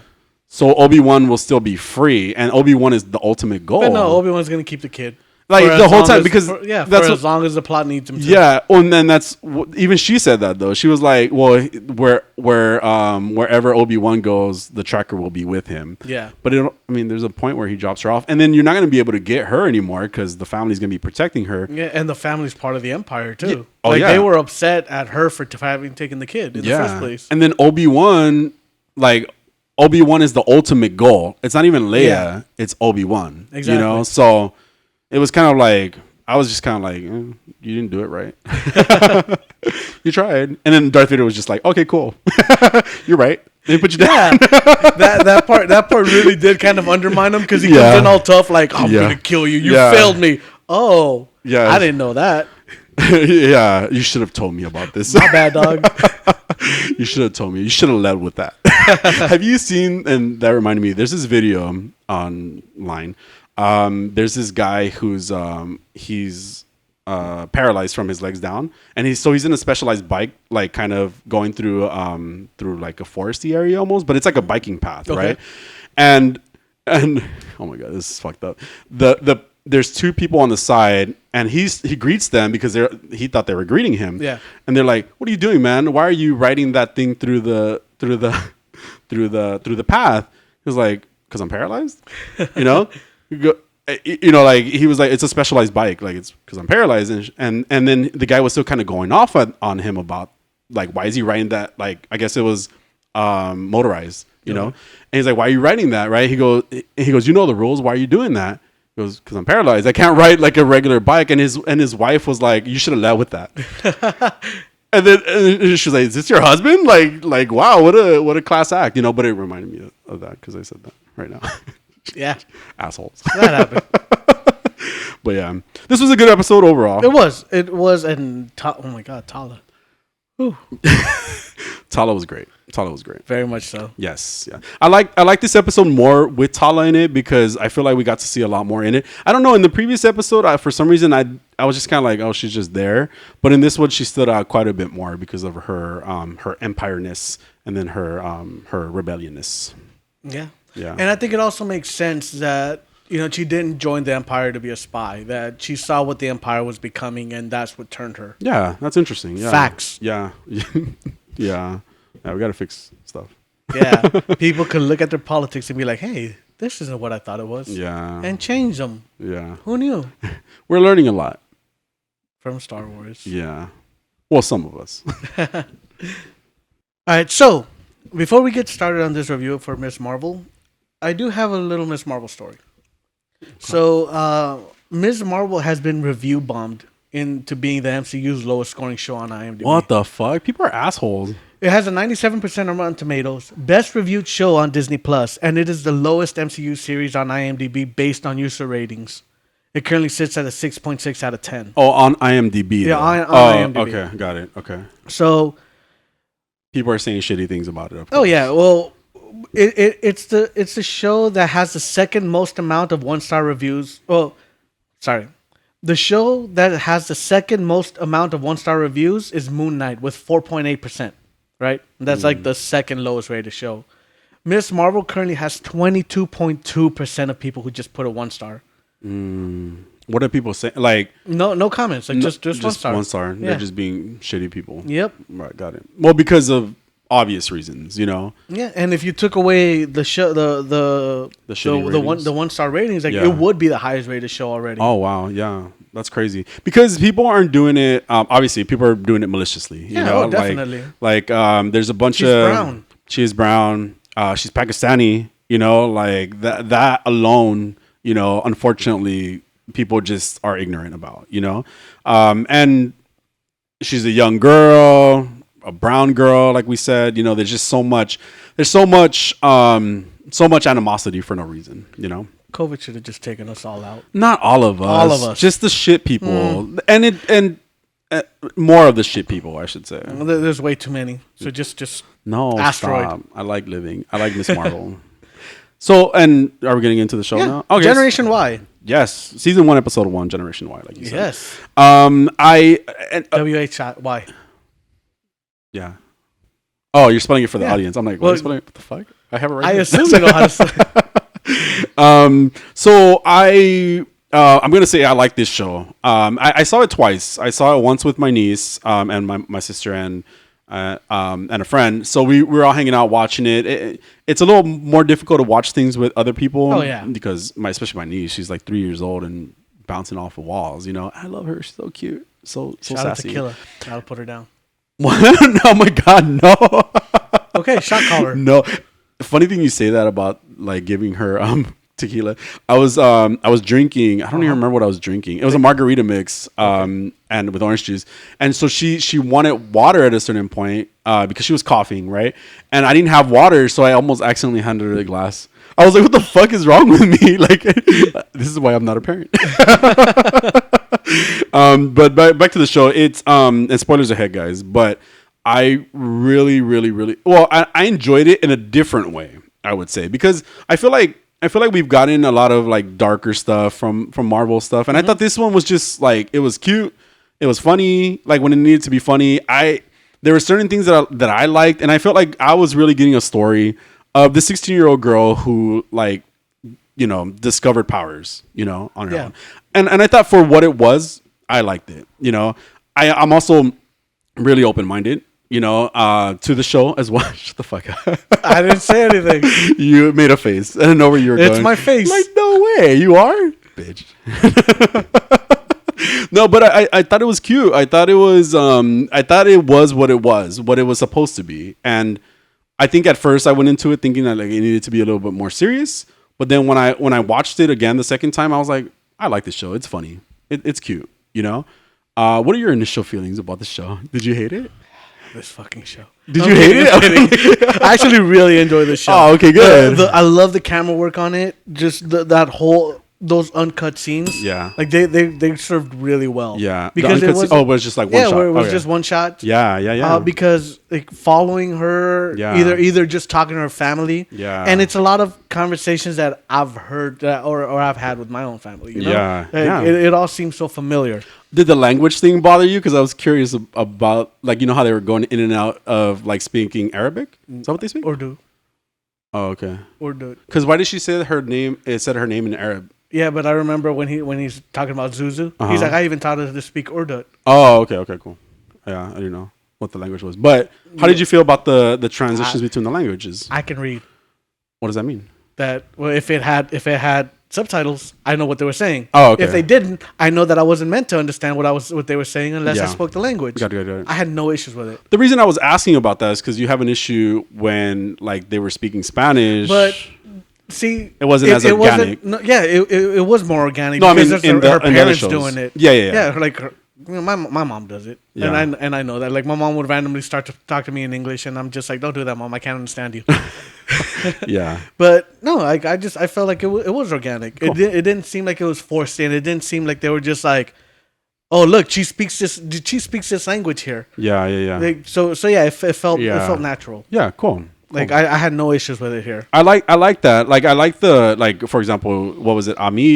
Abu, you know, like Yeah. you got to learn who mom and dad were just from watching this show. Yeah, I thought that was really, really cute. There's a lot of other stuff that that you kind of pick up. They called her Beta a lot, things like that. And it was like, okay, maybe that's just a younger person because they also called the son Beta at a certain part. So I feel like I learned a lot from it too. Little things, that I thought were really impactful too. Yeah, it was a fun show to watch. It was a fun show. That New York skyline looks amazing. Yeah, and you New can still Jersey. see Avengers Tower. No, but they could. That's see right. the New York skyline. Yeah, you're right. And they could still see Avengers Tower in it. And I was trying so hard to see what they were turning that into. Yeah. Because there's people are thinking that it's going to Baxter turn into building? the Baxter building. Yeah. So I paused it and I still couldn't tell. Yeah, you know what I really enjoyed too. Well, first that intro, "Blinding Lights" is such a perfect song for that intro. Great song, yeah, it's a great song. It really is a great song. Like I already had it on my playlist. But the way Okay, hipster. anyway, but the way it just fits into the show was like a great choice of a song to fit into the show. That little graphic that they did with her doing like the paper characters of like Captain Marvel and all the Avengers and stuff like that, like her podcast thing that she's doing. I thought that was really appropriate for us. Like it was cute, like all those things. And one of my favorite things, even in Scott Pilgrim, was how like they just have random like just graphics that happen in the background. This was happening through the show a lot, through text messages, which again Scott Pilgrim did, right? There's like the pee meter when he goes to the restroom and it's like it's glowing, and then as he pees it depletes, things like that. Similar things were happening in Miss Marvel that I was like, that's really awesome. I love it. Like they were talking about how she would dress up as like different possibilities of Miss Marvel, and there was different Miss Marvels, different variations of Captain Marvel, right? In the background we had Valkyrie, we had Zombie, we had so many other like Captain Marvels through animation, and it was just so cool. Like I really enjoyed that. I like the lights in the show, like how appropriate they just fit to the vibe of the show. It was, and again, which is why the song really worked for me too. I was reading this thing that said that they were having a hard time figuring out how she knows what happened in the battle, with Thanos, and they had settled on that. It was a Scott Lang podcast, right? Yeah. But the director was saying that Kevin Feige actually shot down her idea, which I'm so glad he did because it sounds dumb. But her idea was that there were drones flying around televising that battle. Against Thanos. Oh, okay. So I'm glad that didn't happen. Wouldn't there have been like cameras everywhere though? Anyway, like people with cameras, like some people would be filming, right? But they weren't in a city. Wait, what are we thinking? Endgame. Endgame? Yes, the battle with Thanos. Where were they then? Where the hell were they? Weren't they on? Well, they were in Wakanda. No. At that point, no. They were in a different planet that he had already vanished, wasn't he? No. That was at another scene. This is. Wait, we're talking about the final... because they had attacked the Avengers Tower, so they were in that around that compound, but that compound was like in the middle of nowhere. Because remember they had moved Avengers Tower, they had moved it. Whose compound was that then? The Avengers. It was the Avengers because compound they had put in the middle of nowhere. Yeah. Oh, okay. So Thanos destroyed that, and then that's where that whole battle took place. Yeah. Okay. So yeah, they're like, oh well, what if we have drones all over, kind of televising everything? Yeah. And it's like, and Kevin Feige said no. Whose idea was that? The directors. Oh, okay. And I didn't get her name. Yeah. She's great. She did such a good job. And I was just telling Adolfo like how much I love Edgar Wright. And you're right, like this was very much Edgar Wright. That style. Yeah. And I loved it. And Iman Vellani is just so good in this. Yeah. Like, she's fantastic. She's Miss Marvel? Yes. Okay. Sorry. Didn't remember her name. My bad. Yeah, like she's really good. Yeah, and she's very adorable, and she reminds me of my niece. I've said this already, right? I like a lot of the expressions that she has, just not saying things sometimes, were very like, well, obviously she's a teenage girl, so they were very appropriate for every time. Like she was like, for real, like. I bet if she was white, you wouldn't feel that way. You know who I hated in this show? Zoe. Fuck Zoe. The white girl. That's not why I hated her. She was just she was insignificant. A problem. She was kind of a bully. She was in 3 scenes. Yeah, she was and all 3 scenes she was being a bully to Miss Marvel, to Kamala. I found her very insignificant in this. She was a bully. But Zoe was a problem. But yeah, I mean, Oh, and they really do charge extra for sauce at Halal Guys. Do they? I don't know. Yeah. I've never been. Oh, it's so good. Where is it? Halal Guys. There's one by the traffic circle. Oh, okay. Random. Yeah, Oh, okay. and they're really good food. Halal guys? Yes, Okay. I need to try it. you really should. Cool. And the sauce is so good. Like that white sauce they have, it's really good. Got it. They I think it's a charge little extra. spicy though, isn't it? They have. Or am I they have thinking different. Greek food? Maybe I'm thinking Greek food. Probably. Sorry. No? I mean, because they have different levels, Okay. and it can get very spicy. Yeah. I liked when she in the beginning when she crashed the car. She's like, I don't think anybody saw. She's like, that was my car. The instructor was like, that was my car. He's like, oh shit. At first, I thought the instructor was a guy from SpiderMan, one of the teachers. Yeah, the guy that was also in Silicon Valley. Yeah. Yeah. He does look exactly like him. Yeah. Except balding. Wow. We have the scene with the guidance counselor. Did you ever talk to your guidance counselor in high school? Like a few times. Like I wouldn't say. I mean, I did. I remember her name. Her name was Miss Neal. So I think that says a lot about my high school. Then Maybe maybe I not your have fucking no high idea because I think I tried to talk to my guidance counselor Yeah. at some point when I was trying to figure out if I wanted to go to college. Oh, okay. And I just could never get an appointment with him. Maybe I was just a nerd. Yeah. Wait, you couldn't get an appointment? No, with because them? like you had to have an appointment. You What the couldn't just fuck? walk in, and then they were just like, "Oh, he's so busy," and I knew what he looked like. I remember my guidance counselor. I don't even remember his but name. but it wasn't like she like put me through therapy or anything like that. Like she didn't. I wasn't in therapy with her. Like, Yeah. It was more of like she just like when we Guided talked you? about classes. Yeah, Shut up, bitch. But I'm saying like she just counseled you. the way they made it seem was like this guy was like Yeah. he was funny though. When he started reciting Mulan to her, who is that girl I see staring back or something like that? I don't remember. But it was No, a keep funny going. scene. I don't remember it. You're doing so well. I know you. I know your name is Jose, so people don't really get that wrong. Do they ever call you like Josie or anything like that? Has anybody ever called you Josie? Not on accident. Like on purpose, just to be a jerk Yeah, or something? yeah, because they think I'm offended, but I don't care. Oh, okay. In middle school, one of my teachers used to call somebody Josie Mark, and now that I think about it, his name was probably Jose Mark, you know. But anyway, she was called Camellia in like the hallway, and I can relate to that because people still to this day call me Jamie, even when I have like in parentheses the phonetic spelling of Jaime, Hyman. not Hymen, and then they do that all the time. They call me Hymen when I was not Jaime. There's no N. Is it Heimer? Heimer. I have been called Heimer. I've been called Hymen. We called Jamie. I just remember Heimer from one of the radio shows I listened to here in LA. Well, used to the Kevin and Bean show, Oh, okay. which is where this came from. But they used to have callers come in, and Kevin, who is notoriously for fucking words up, like they have a caller call in, and he goes, "Is it Heimer?" So they just always make fun of him, and every time a Jaime would call in, they would just play that audio of him going, "Is it Heimer?" Oh my god. Yeah. So I always think of, "Is it Heimer?" Yeah. Who's the villain in this? Well, okay. So yeah. Mom's mean to Kamala. It was but you know, like Mom's mom. Mom is mom. Yeah, I get it. But I did I mean and I know mom's not gonna be a villain, right? Like I know that, right? But it's just like She's not the grandma from Encanto, Jaime.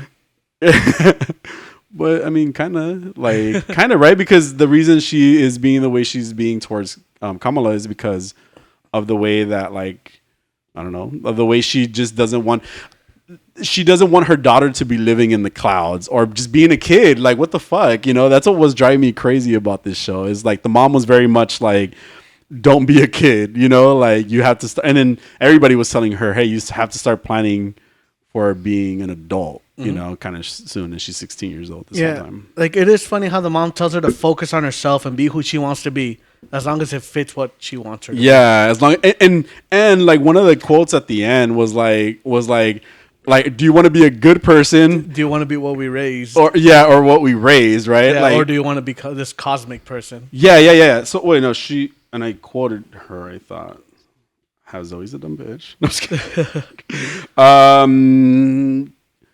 yeah. So like so the mom was like, do you want to be good? She actually said, do you want to be good, or do you want to be this person living in the clouds, cosmic head in the clouds type of situation? At least she that's said, what I or do you remember. want to be this cosmic person? Yeah. That's why at the end she goes cosmic. Yeah.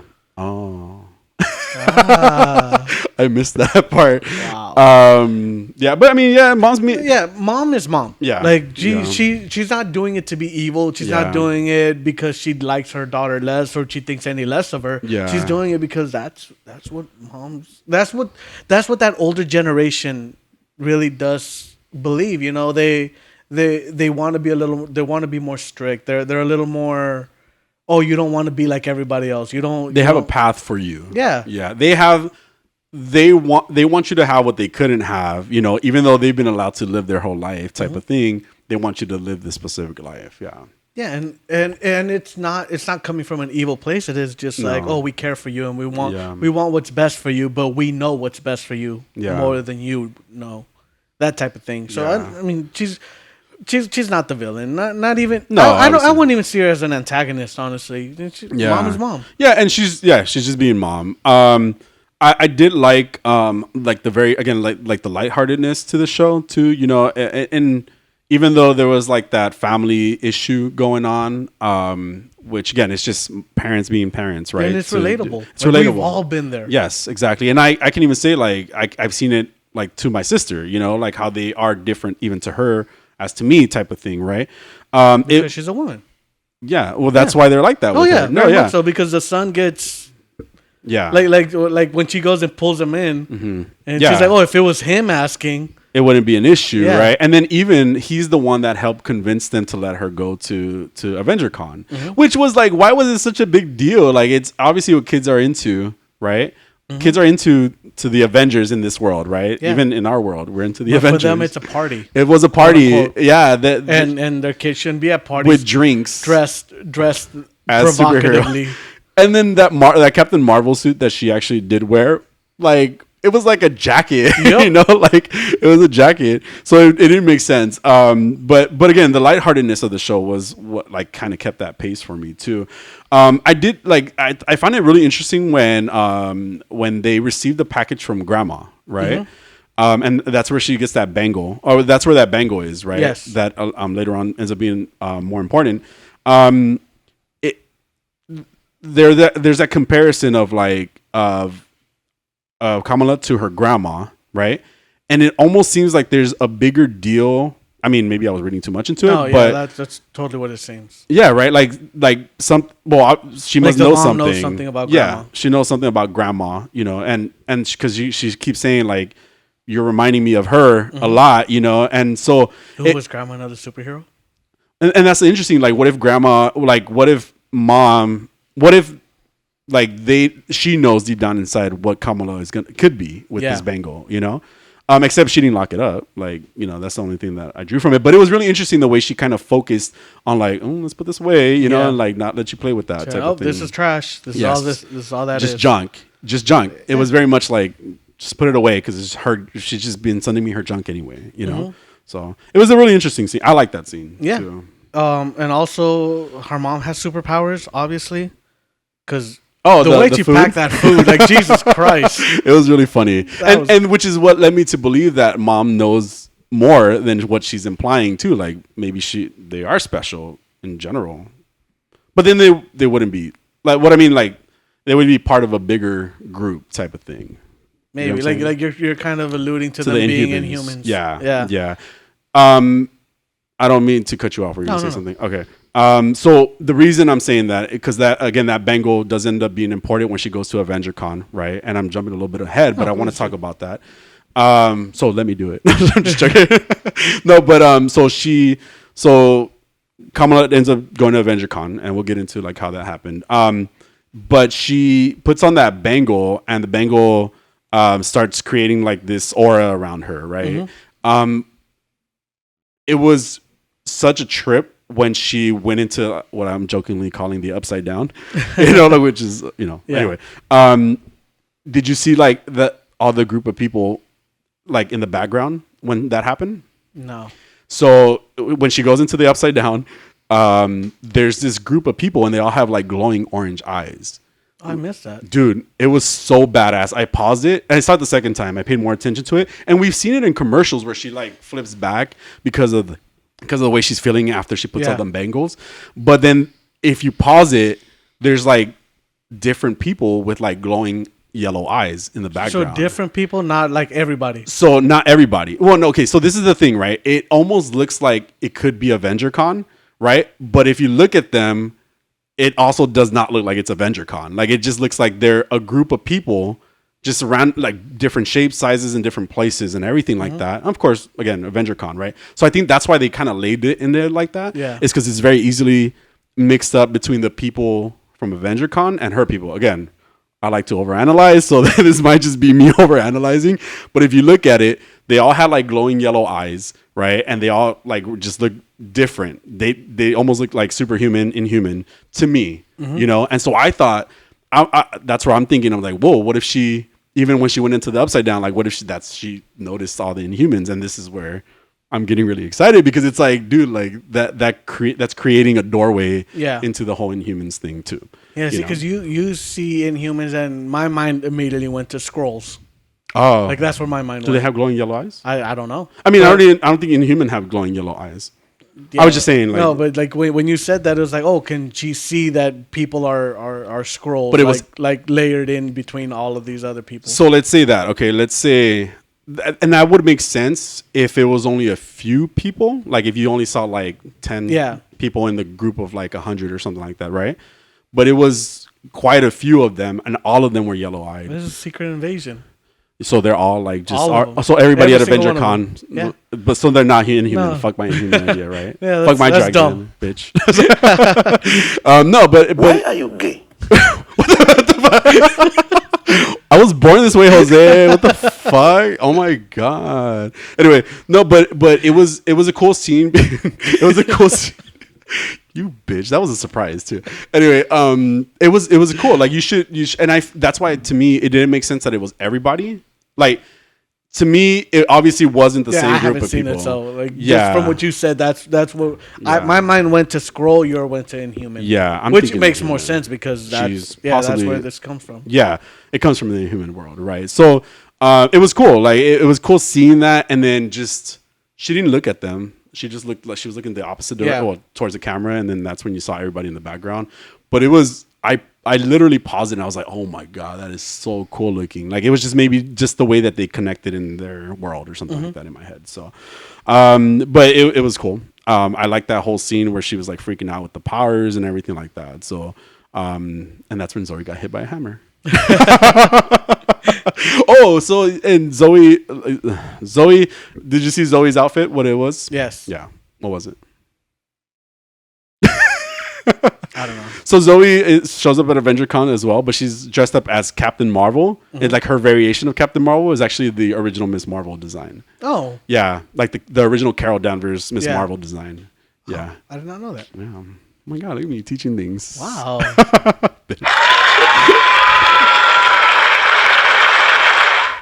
Thank you. That's so much from you. Yeah, but yeah, this show was really cool. Yeah. Okay, now the part I wasn't a fan of is her best friend. Yeah. So I love the relationship. Yeah. I don't like that they're already kind of putting romantic undertones in it. Well, in the comic book, there is a romantic. I'm sure there is, but I just think it lends to people's thoughts that men and women can't be friends. Oh, you know? Yeah. Yeah, but I mean, like in Shang-Chi. I thought I thought that worked perfectly. Yeah. Without the romantic undertones. So they already did it though. They did that. But doing it once and now you have these people that are, clearly friends, but then there's those romantic undertones and I'm just like, do we need that right now? Well, she's a 16-year-old girl. Yeah, hormones are flying. Yeah. And she likes boys, Does she though? Well, she does, obviously, because she likes Bruno, and they almost kissed. I know he likes her. They almost kissed. Like, so they were talking on the rooftop. Yeah. And there was a moment where, like... I feel like that was more him than her. I feel like it was both of them. Really? Yeah. I didn't see it on her side. Okay. I could be oblivious to those things coming from women, though. You're actually not good at reading women. I have no idea what the hell they're saying. Which, again, why are you not a homosexual? I don't understand that. We've talked about this. Why are you gay? Why are you not gay? But you are. You just don't know it. Apparently. Got it. Who knew? I did like the planning. Like I like the planning to get to Avenger Con. It very much reminded me of Shaun of the Dead. That did that scene too. Very Edgar Wright. Yeah. Oh, really? See? Oh, cool. That person really is inspired by Edgar Wright. Then they have to be at least. No. Yeah, because when you did the comparison with Scott Pilgrim, and like I said, right now when you took a little pee break, I have to pee on her. Wait, that's out of context. Adolfo and I were talking. I mentioned how much I love Edgar Wright and the way he directs things, and then like when you make that comparison, it clicked, and it's like, oh, yes, this is very Edgar Wright. Yeah, cool. It's cool inspiration. It's very fitting for this series. Oh, very much so. Yeah, and so there was this planning scene, and I like how everything was timed perfectly. You know, and again, Shaun of the Dead was very similar in the way that they planned to save the girl. Did you know that in that scene they pretty much tell you everything, like the whole movie? That everything that's gonna happen. Not in that scene. I think it's one of the parts where he's making plans with Nick Frost's character, and it ends with shots at the bar. Yeah, and like when you watch the movie, like it ends with them shooting zombies at the bar. Oh, crazy! Like that whole thing. It's all in that one scene where he's making plans with Nick Frost. Oh, okay. Like, all right. So this is what we're gonna do today. We're gonna have a bite here. We're gonna do this. We're gonna do that. Yeah. And if you watch the movie, everything that he says is gonna happen happens in the movie. Wow. Are you mixing up two movies together though? No. Are you sure? Yes. Okay. If you say so. Because it sounded very much like Hot Fuzz. I haven't seen all of Hot Fuzz. Oh, okay. When you were describing it. It's because there's a bar in that one too, I think. I don't fucking know. All those movies became the same movie right now. It's all Edgar Wright. Yeah. That Cornetto trilogy. Cool. Yeah. Why are you gay? Stop.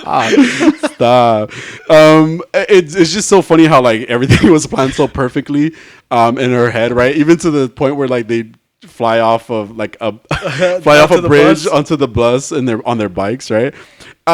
The scene that was like really funny in that planning scene, or when they were actually doing the plan, was when she tried jumping out the window and she grabs onto the branch and she just falls. She goes, "That was my way in." So my sister laughed really hard at that. She's like, "What the fuck?" She just, but it was just because of the way it was shot, right? Yeah. It just looks so funny, just her falling with this big ass branch onto like a pile of leaves. But it was funny. Like it totally had those little moments that were really funny. Or like when Bruno, during the planning, when Bruno was like, "Oh, so we're gonna take the bus." She's like, "That's this is your note from my plan," you know, like. Just the little things that they added were just funny. Like they were really cute and they really have funny. great chemistry together. They do. They work great. Yeah. They were really loud when they got back from Avengers Con. There was no quiet. They were so loud. And it's like you're supposed to be sneaking in. Mind you, the front door to like obviously somebody's gonna know you're back. You know, at that point. Let's talk about Avengers Con. Yeah. Let's talk about that. Did I? Okay, the reason because that's when she discovers her powers, and that was when the scene that we talked about with the whole when she went into the upside down happened too. It was cool. Like one of the cool things, and I guess the reference back to the original style of the character was when Zoe was hit by Thor's hammer and it was swinging, right, and swinging, and then eventually Zoe falls off the hammer, and Kamala goes to save her. And it's like a stretching power that she has, but it's out of a construct, you know, like it wasn't the Green Lantern. Yeah. So it was an arm extended. I thought it was a cool reference to the original character, but it just made me kind of miss those the actual original powers. Yeah. That real power, I get that. You know, it was really cool. It was really cool because it happened and I was like, oh, cool. Like she has her stretching powers, but then I was like, no, it was a construct. Like, fuck. It's like, you know, and it was cool. It was cool the way it was happening, you know, even at Avenger Con, like she was just kind of shooting. What is she shooting? Like, what is that considered? What would you consider? Photon blast? I don't know. Because it's like, it's almost kind of like crystallized, but it's like not really there either. I don't know. Okay. Thanks, Jose. You're so helpful. We saw the same amount of I know, but I'm trying to figure out what to call something like that. No, but I get it. Okay, I'm sorry. Stop. Even when she was climbing back into her building, into her house, and she kind of formed one under her foot. Yeah. And it pushed her up, and that was That was really cool. I liked it. Yeah. This was a cute show. It was. It was very. I highly enjoyed it. Yeah. End credit scene. I mean, I didn't get what was going on. Because I don't remember the comic books that well. Oh, were you gonna add something about that, or were you asking me about that? Sorry. What did you think about it? I mean, okay, bad guys, I guess. You know, right? Was he a bad guy? He's the cop from No Way Home, isn't he? The fuck? He looked familiar. I think he's the cop from No Way Home. What cop from No Way Home? One of the cops that's interrogating Peter. At what point? I think. At what point? Wait, No Way Home was part 2. Oh yeah. Sorry. No Way Home. Wait, which one was No Way Far Home? From Home is part 2. This is why this doesn't work. No Way Home is the last one, where Peter is when they're all being interrogated, and remember, like he's interrogating Ned, and he's just like. That was him? I think so. I swear that guy was white in No Way Home, or No Way Home. No Way Home, yes. And then the cop was he looked kind of Middle Eastern to me, or he looked brown compared to the. But then again, maybe I'm wrong. I don't know. I'm pretty sure it was him, but okay, not positive. Maybe you're right. I don't know. What? So, what?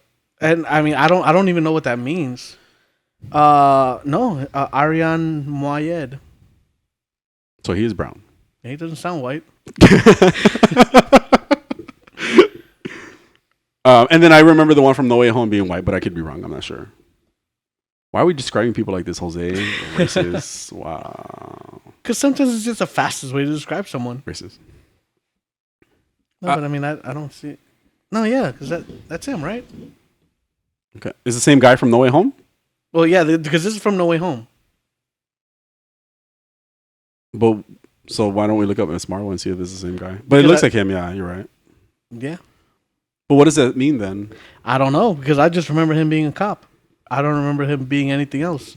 Maybe he got promoted. It looks like they're just going to be keeping their eye on her. Yeah. Well, it's almost like they're finding superpowered humans or superpowered people, and trying to like investigate them. It was two of them, and yeah, he's Spider-Man No Way Home and Ms. Marvel Generation Y. There you go. Agent P. Cleary. P. Cleary. P. Clear. Yeah. E. Oh. Yes.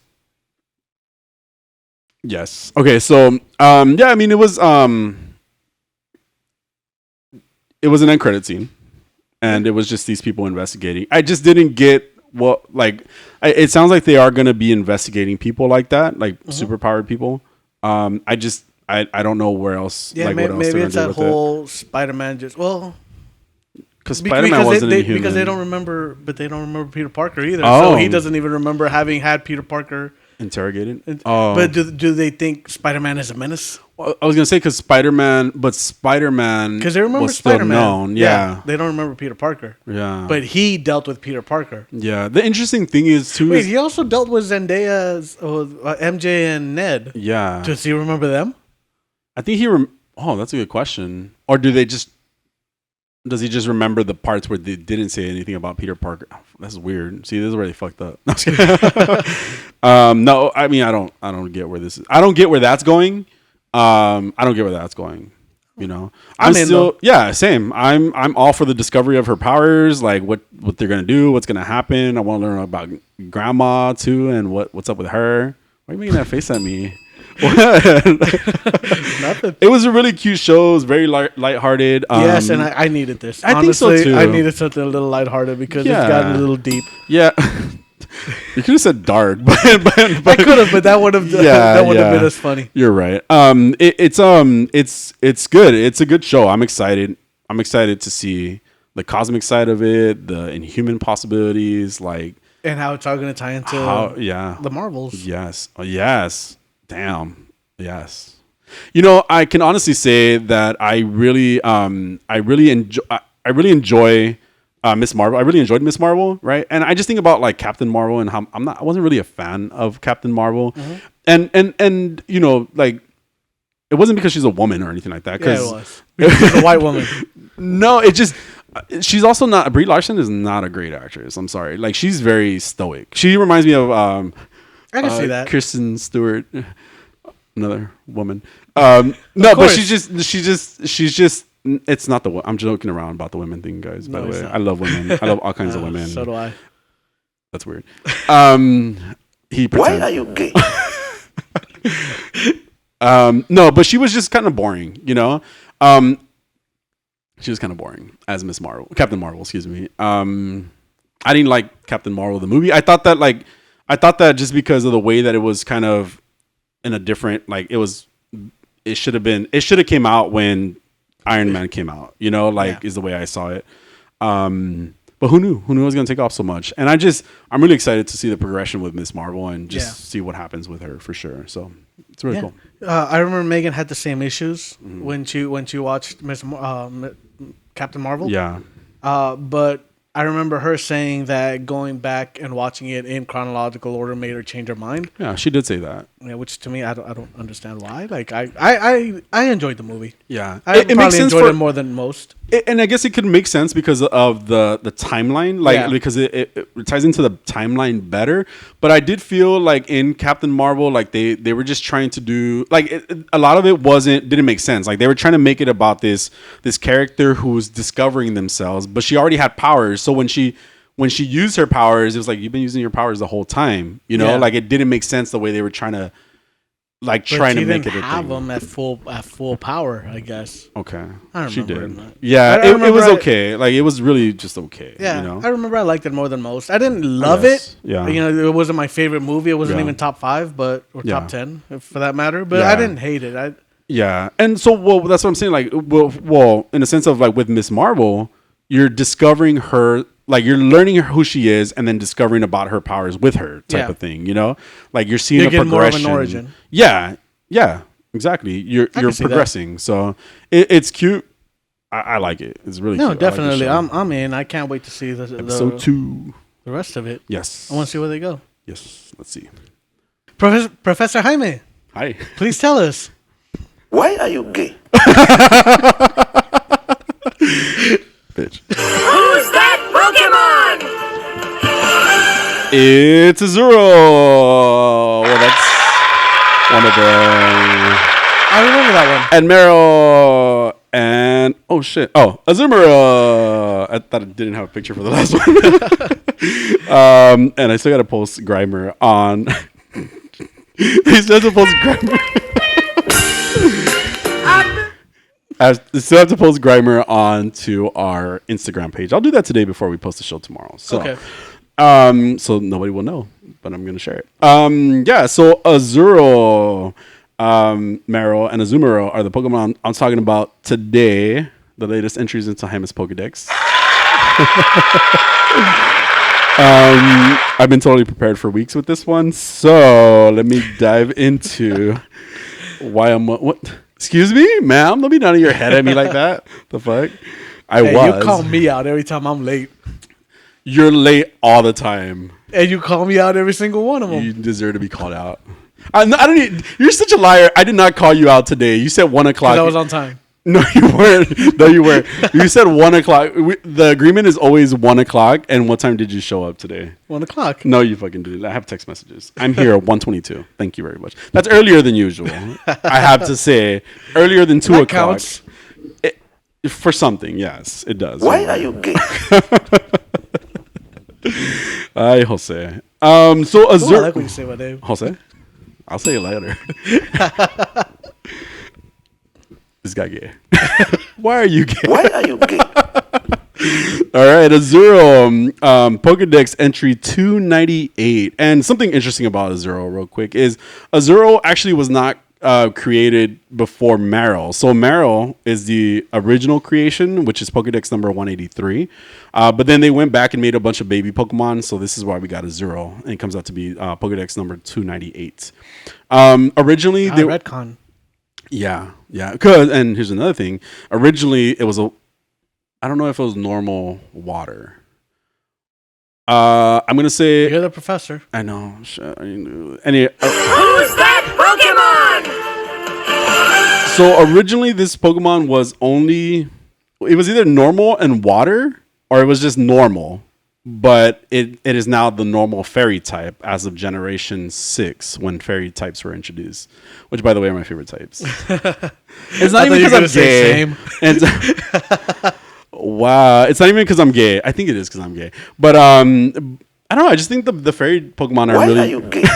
I think the fairy Pokemon are just interesting, and they're... Like, that's a fairy Pokemon. Oh, this is probably why it's my favorite type, because it was the first time, and what I'm pointing at is my little my Funko Pop of Sylveon. But it was the first time that we got a new Eevee in the longest time, and I love Eevees, and I love like the evolutions of Eevees, and Sylveon being like one of the newest evolutions of Eevees.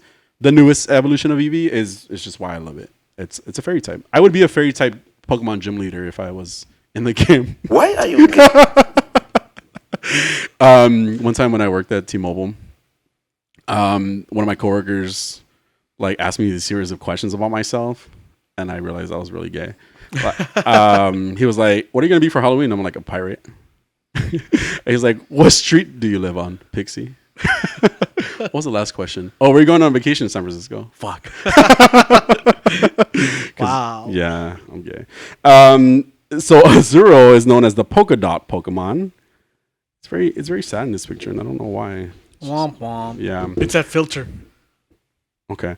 And about Azuro. You haven't seen that filter that just makes it look like you're crying all the time? I hate that thing. It's weird. Yeah. It's weird. It's crazy how those things like work now too. In Pokemon Ruby, Pokemon Ruby and Sapphire was when it was originally released, it says Azuro's tail is large and bouncy. It is packed full of the nutrients this Pokemon needs to grow. Azuro can be seen bouncing and playing on its big rubbery tail.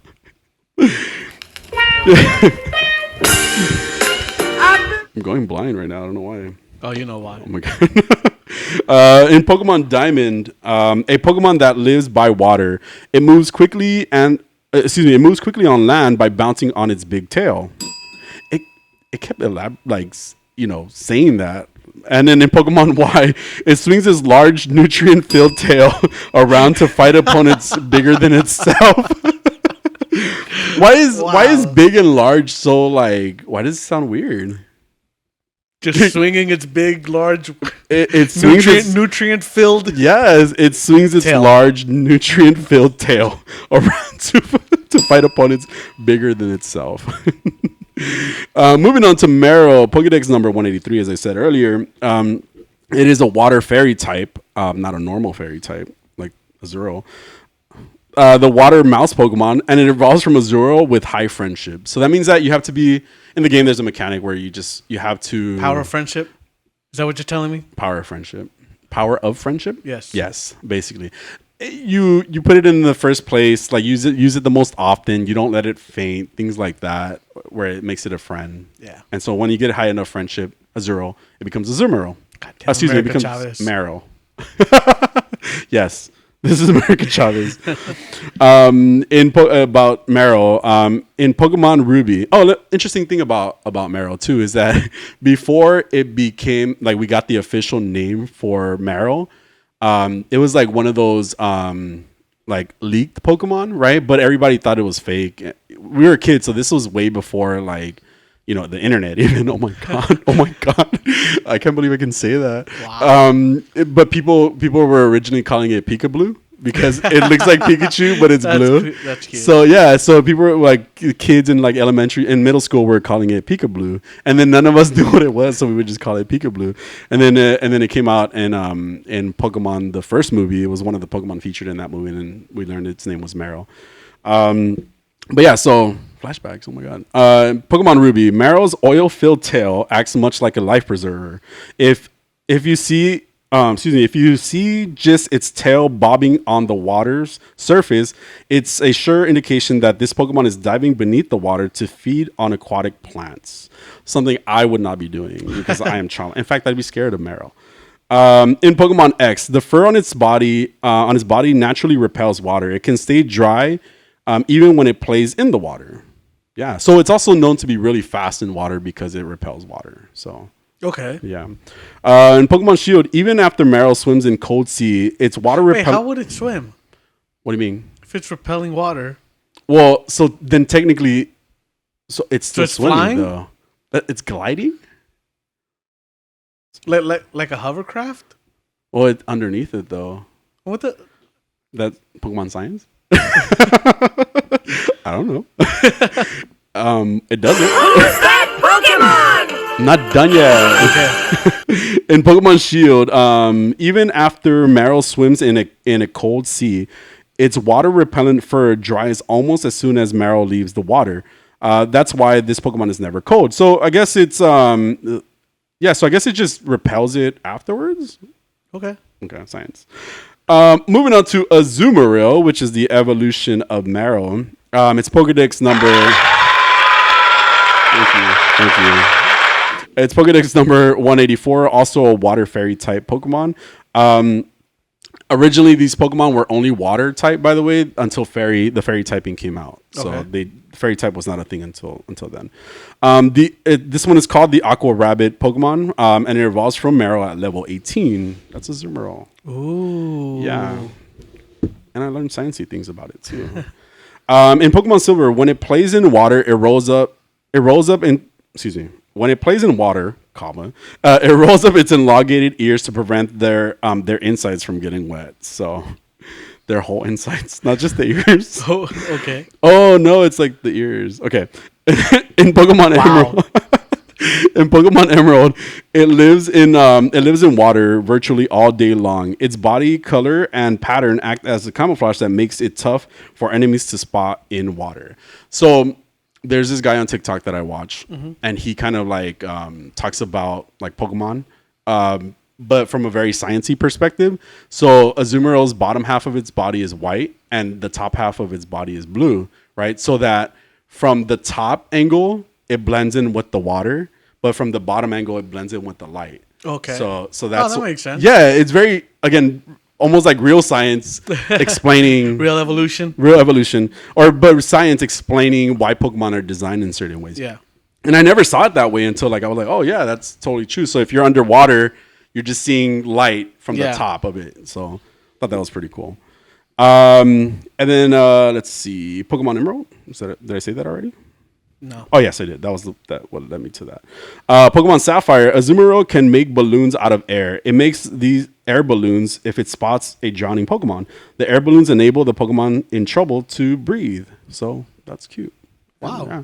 That was Azuro, Meryl, and Azumarill for you. Thank you. I added my own facts that I've learned along the way. Peekaboo. I appreciate that, Professor. It's not in the Pokedex. It doesn't exist. It's just in my world. But yeah, that was it. Meryl for you. Azumarill. Azumarill. Who's that Pokemon? I already said who it was. Whoops. All right. Well, that's our show. Again, I want to say thank you to anybody listening. Yes. To Adolfo, Jaime, Hi. Megan. Oh, no, I always miss you guys. We'll have her back. Eventually. Eventually. RIP Megan. Stop. But yeah, a year. It's been a year. I know. I look forward to another year. So, Yeah, likewise. It's been fun. Yes. And hopefully you guys can now just watch us grow. Yes. We do have an OnlyFans channel as well. Just kidding. Well, do you have anything else to add? No, I'm good. All right. Have a week. Bye. Why are you gay?